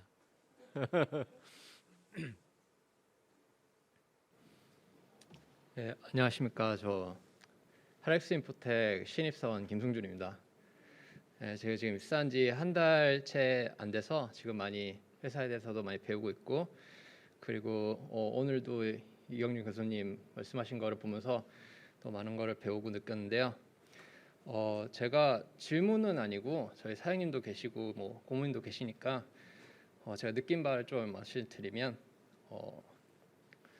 저희가 이제 오전에는 군대를 전역하는 전역 군인들을 상대로 이제 창업을 어떻게 지원해야겠다 그러고 있었고, 그리고 이번에 오후에는 이제 학교 차원에서 교수님들 많이 계시는데 학교 창업 지원을 해주는, 그리고 알려주는 그런 시스템 있고 그런 기관들이 있는데, 그 부분에서 저희가 많이 실생활에 저희처럼 소상공인이나 이렇게 창업을 시작하시는 분들한테 도움을 많이 필요로 하는 분들이 많다고, 학생들이나 그런 분들이 많다고 생각합니다.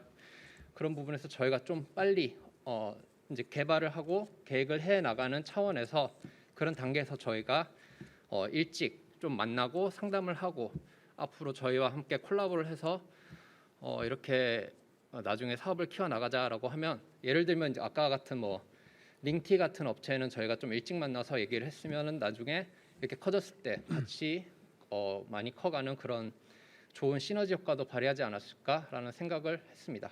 그래서 저희도 좀 이른 단계에 같이 콜라보를 하고 그런 소상공인을 미리 저희가 앞서서 찾아가는 그런 거를 좀 하면 좋지 않을까라고 생각을 했습니다.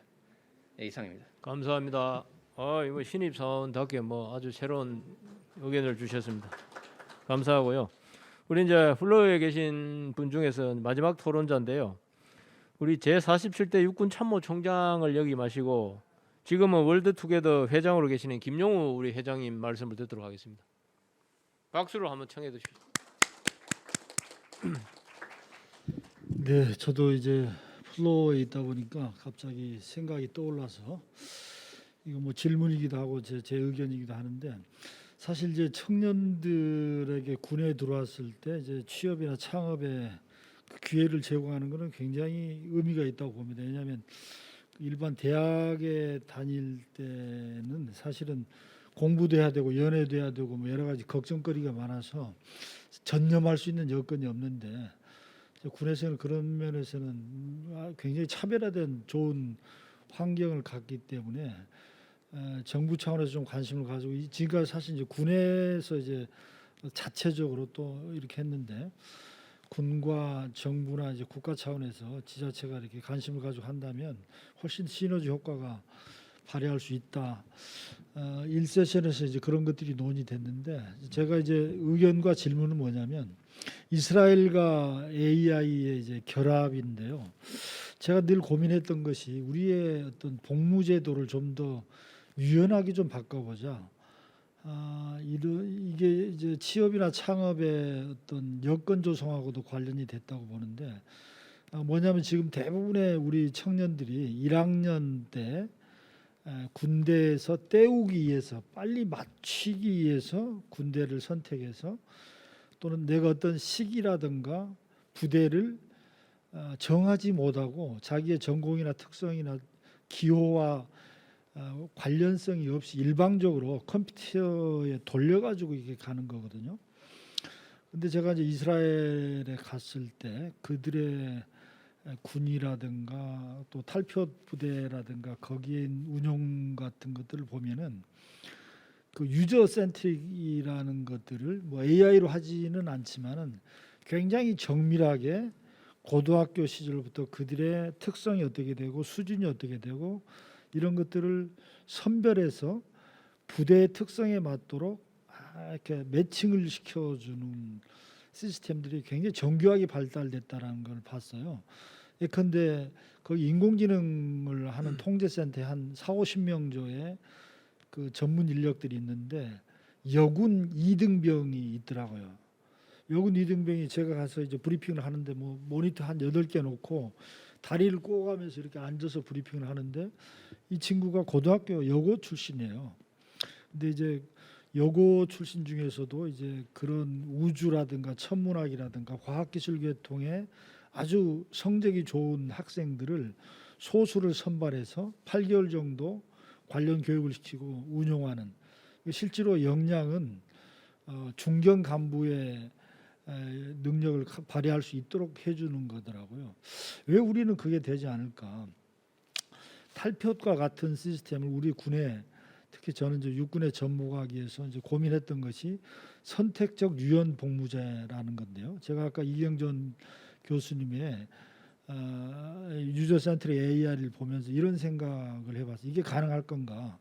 예컨대 우리가 50만 군대가 있어요. 그러면은 그리고 이제 그 복무를 할 수 있는 병역 자원들의 특기라든가 뭐 성적이라든가 뭐 전공이 이런 것들을 다 이렇게 유저죠 일종의 이런 것들을 취합하고 군에서 이들에게 맞는 어떤 탤런트라든가 이런 것들을 전부 이렇게 데이터로 구축을 해서 자기들이 원하는 시기에 자기들이 원하는 부대로 갈 수가 있다면은 하나의 군대가 자기 미래를 준비하기 위한 또 굉장히 이제 자기 적합성이 높아지는 그 플랫폼이 될 수 있도록 해주면 좋겠다.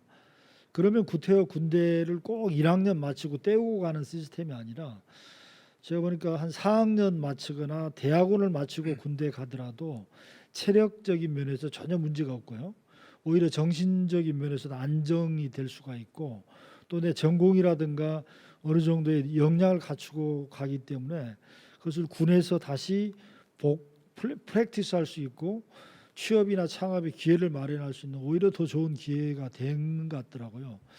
그래서 제가 우리 이경정 교수님께 또는 뭐 넓게는 김찬우 교수님께 의견 제시 및 질문입니다. 만약 군과 정부가 협업하면은 이러한 시스템을 어느 정도의 시간과 인력을 투입하면 이게 가능할 건지, 지금에 있는 기술적인 어떤 수준으로도 충분히 구현해낼 수 있는 건지, 또 만약 그것들이 저희는 필요하다고 보는데 어떻게 생각하시는지 이런 질문들을 드리고 싶어요.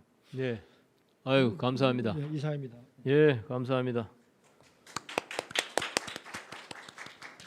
이 총장님이 실제로 이 창업 문제에 관심을 많이 가지시고 여러 가지 군에서 변화를 많이 추진하신 분이기 때문에 상당히 그 질문 자체도 실질적인 그런 질문인 것 같습니다. 자, 이제 우리가 시간이 34분이니까 6분 남았네요. 6분 남았으니까 저한테 1분을 주셔야 되니까 각각 그 한 2분 30초씩만 쓰시면은 좋겠습니다. 우리 김찬우 교수님 여러 가지 질문 나왔습니다만은 아까 그 실패 불수용 문화를 어떻게 극복할 것인가, 그거 하고 그 다음에 우리나라는 이스라엘하고 비슷합니다만은 그래도 이 국방이나 군대에 대하여 프라이오리티가 조금 상대적으로 낮아요.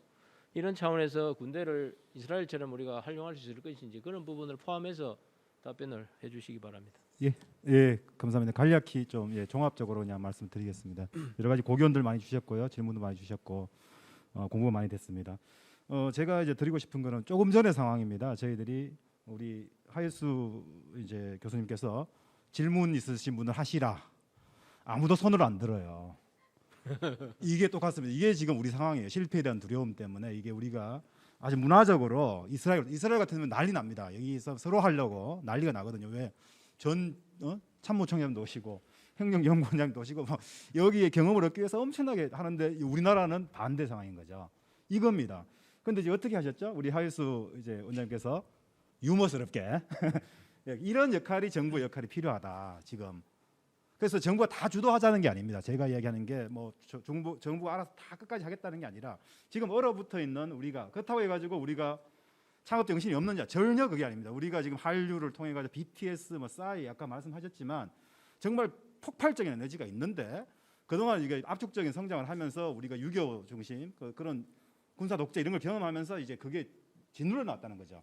그것만 걷어내자는 거죠. 걷어내고 진짜 그게 드러날 수 있도록 해주는 게 정부 역할인데 그동안 정부 그렇게 하지 못했다. 그래서 이제 반성을 하자는 의미고, 그래서 이제 다시 한번 말씀드리지만 그 정부 역할이 가장 중요하다. 지금 그 운동장을 플레이어가 되면 안 돼요. 운동장을 깔아주고 조성하고, 그다음에 여기서 지금 여러분들 많은 네트워크를 쌓을 수가 있거든요. 사실은 오늘 여러 분야의 전문가가 계시잖아요. 이런 식으로 그 이스라엘이 그렇게 돼 있습니다. 여기서 만나면 저는 다 친구가 됩니다. 그냥 서로 존중하면서도 친구가 되거든요. 여기서 네트워크를 많이 쌓으시고, 근데 그게 이제 차이가 뭐였냐? 바로 유태인들의 도전 정신, 후추파 정신이 있었던 거고, 우리는 유교 때문에 그 깊은 화산처럼 깊은 속에 있음에도 불구하고 막혀 있었다. 그 부분을 우리가 누가 먼저 할 거냐? 저는 이제 감히 정부가 이제 그런 역할을 좀 해줘야 된다. 그런 정부 실패를 걷어내면 반드시 저는 될 수밖에 없고, 그게 지금 이 지방자치학회 우리 이 세션이 시발점이고 출발점이다. 예, 그런 생각이 듭니다. 예, 이 정도까지 하겠습니다. 예, 감사합니다. 우리 이경전 교수님도 예. 제 발표 관련해서 질문하신 내용들에서 아까 저기 마스터 정경식에서 말씀하신 내용이 이제 지방인데요. 제가 연구를 하다 보니까 원래 그런 효과를 가지고 아까 말씀드린 것처럼 사용자 중심의 AI를 하려고 했는데 하다 보니까 그 밸런싱 기능이 있었다는 거죠. 소상공인, 원래 소상공인을 위한 연구를 한 게 아니거든요. 근데 어떻게 보면 이제 소상공인 작은 시스템이 여기 들어와서 공유형 플랫폼에 들어와 있으면 혜택을 받는다는 거고요. 큰 데는 굳이 혜택이 없을 수 있다. 그럼 그때 빠져나가면 되는 거죠. 그래서 어떻게 보면 이게 격차가 있는 사람 그 집단에 좀 유리하게 할 수 있는 하나의 그런 베네피셜한 플랫폼이 될 수 있겠다는 생각에서 좀 기쁜 생각이 들었고요. 그 정도로 답을 드려야 될 것 같고, 그다음에 이제 그 참모총장님 말씀하신 내용은 이제 그 아까 제가 리드를 말씀을 드렸는데 리드는 그 영어 토익으로 시작을 해서 그런 모델을 보여줬다는 거죠. 그 사람의 상태를 잘 진단하고 이 사람을 향상시키고 그다음에 동시에 중도에 포기하지 않게 하는 기능이 있어요. 크게 세 가지예요. 그러니까 현상을 잘 판단시키는 기능, 그다음에 빨리 향상시키는 기능, 그다음에 중도 포기하지 않게 하는 기능. 그게 세 가지 왜 필요하냐면 그래야 그 회사가 돈을 벌거든요. 예, 그러니까 사람들이 자기를 빨리 잘 판단해야 되고 빨리 향상시켜야 되고 포기하지 않아야 됩니다. 그래서 어떻게 보면 우리가 어떤 사람 한 명도 포기하지 않는 게 좋은 국가잖아요. 좋은 조직이고. 그러면 그 사람을 잘 판단해주고 그 사람한테 따뜻한, 요즘 뭐 따뜻한 무관심이라는 책이 나왔더라고요. 약간 무관심한 듯하지만 따뜻하게 조언을 해주고, 이게 인공지능이 완벽한 게 아닙니다. 아까 제가 추천 시스템이라고 얘기했는데 추천이라는 건 너 이런 거 너한테 좋지 않겠냐 하는데 채택 안 하면 그만이거든요. 디지털미나 어떤 멘토도 마찬가지라는 거죠. 당신의 상황을 봤는데 우리가 당신이 지금 해야 되는 거 이런 건데 당신이 채택 안 해도 되는 거예요. 약간 따뜻하게 무관심하게 던져줬는데 그걸 채택하는 건 그 사람의 자기 의지로 가는 거죠. 그래서 그런 시스템을 만들어낼 수 있다고 생각을 하고요. 아까 얼마나 시간이 들고 뭐 비용이 들겠냐 하셨는데 그런 것들이 지금 비슷한 모델들이 있기 때문에 좀 말씀을 가능하다 보고, 아까 저 앞서 발표하신 그 이스라엘 관련해서는 좀 말씀드리면 우리도 아까 저도 유태인이 될 수 있었더라고요. 예, 그거 아세요? 유태인은 누구나 될 수 있습니다. 예. 예, 근데 지금 되려면 그 규칙을 지켜야 되는데 만만치 않겠더라고요. 그래서 좀 더 제가 좀 어리고 순진했으면 나도 유태인이 될 수 있었겠다. 그래서 결국은 유태인과 관련된 담론은 이 이스라엘이라는 국가 담론이랑 유태인이라는 민족 담론을 좀 헷갈리잖아요. 어떤 때는 이스라엘 관점에서 작은 나라라고 얘기하지만 또 어떤 때는 유태인이라는 네트워크가 엄청 큰 건데 저는 오히려 그 문화를 배워야 된다고 생각합니다. 그래서 아까 교수님도 말씀하셨지만 제가 학회 가서 많은 다른 교수님들 막 비판하면 되게 모난 사람으로 취급을 해요. 근데 저는 학회라는 것은 이 자리에서는 비판하고 바깥에 나가면 친해지면 된다고 생각을 하는데, 이 자리에서 막 비판하면 이제 막 그런 게 이제 하브루타 정신이고 뭐 후추파 정신이고 이런 것들인데, 저는 유태인이나 이스라엘을 민족이나 문화 관점에서 오히려 저는 민족이나 국가 관점으로 보지 말고 문화를 가져오자. 우리가 어차피 유태인이 될 수 없다면 유태인 문화에서 좋은 문화를 가지고 와서 이렇게 가면은 저는 세계 우리나라가 지금 인공지능 회사가 굉장히 수준이 높습니다. 왜냐하면 우리나라에서 알파고가 와가지고요. 전 세계에서 가장 혜택받은 국가가 한국이죠. 왜냐하면 알파고와 이세돌의 경기가 하필이면 한국에서 열렸기 때문에 인공지능을 모르는 국민이 없는 나라가 돼버렸고, 그래서 앞으로 저는 이 인공지능으로 우리나라가 세계 3, 4위, 뭐 1, 2위라고 말하기는 좀 민망하니까 2, 3위 국가도 될 수 있다고 보는 편입니다. 그래서 그런 가정에 있기 때문에 그런 부분을 잘 우리가 해 나가면 좋을 거라 생각합니다. 예, 감사합니다.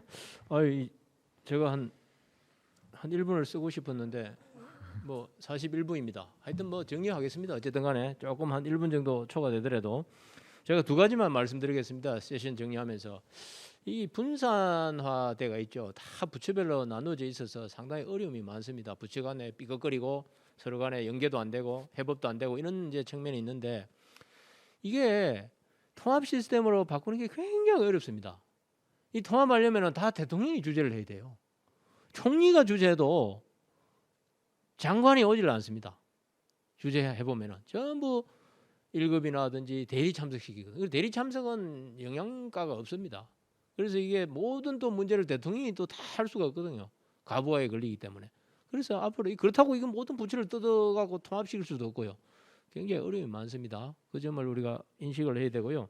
두 번째, 아까 참모총장님도 우리 그 플로에서 제가 말씀 나눌 때 지방자치단체에서 적극적으로 참여해야 된다 이런 말씀을 주셨는데, 다른 지역은 모르겠고요. 대구 경북은 제가 그 현재 뭐 대구 경북 관련한 일을 많이 하다 보니까 우리 시장님 지사님하고 가끔 이 저녁 식사도 하고, 또 경우에 따라서는 제 생일이라고 문자도 오고, 또 문자 답변 드렸더니 또 직접 전화도 해서 축하하고 뭐 이런 비공식적인 관계를 유지하기 때문에 대구 경북 지자체의 뭐 협조라도 도움이 필요하다, 참여가 필요하다 그러면은 그 부분에 대해서는 제가 적극적으로 나서겠습니다. 그러니까 오늘 그런 차원에서 서로 컨센서스가 이루어졌다 이렇게 생각하고요. 이상으로 하여튼 오늘 세미나에서 저도 많은 자극을 받고 갑니다. 여러분들도 아마 그러시리라고 믿고요. 그래서 1시간 40분 약속되어 있었는데 한 2분 정도 초과가 되었습니다.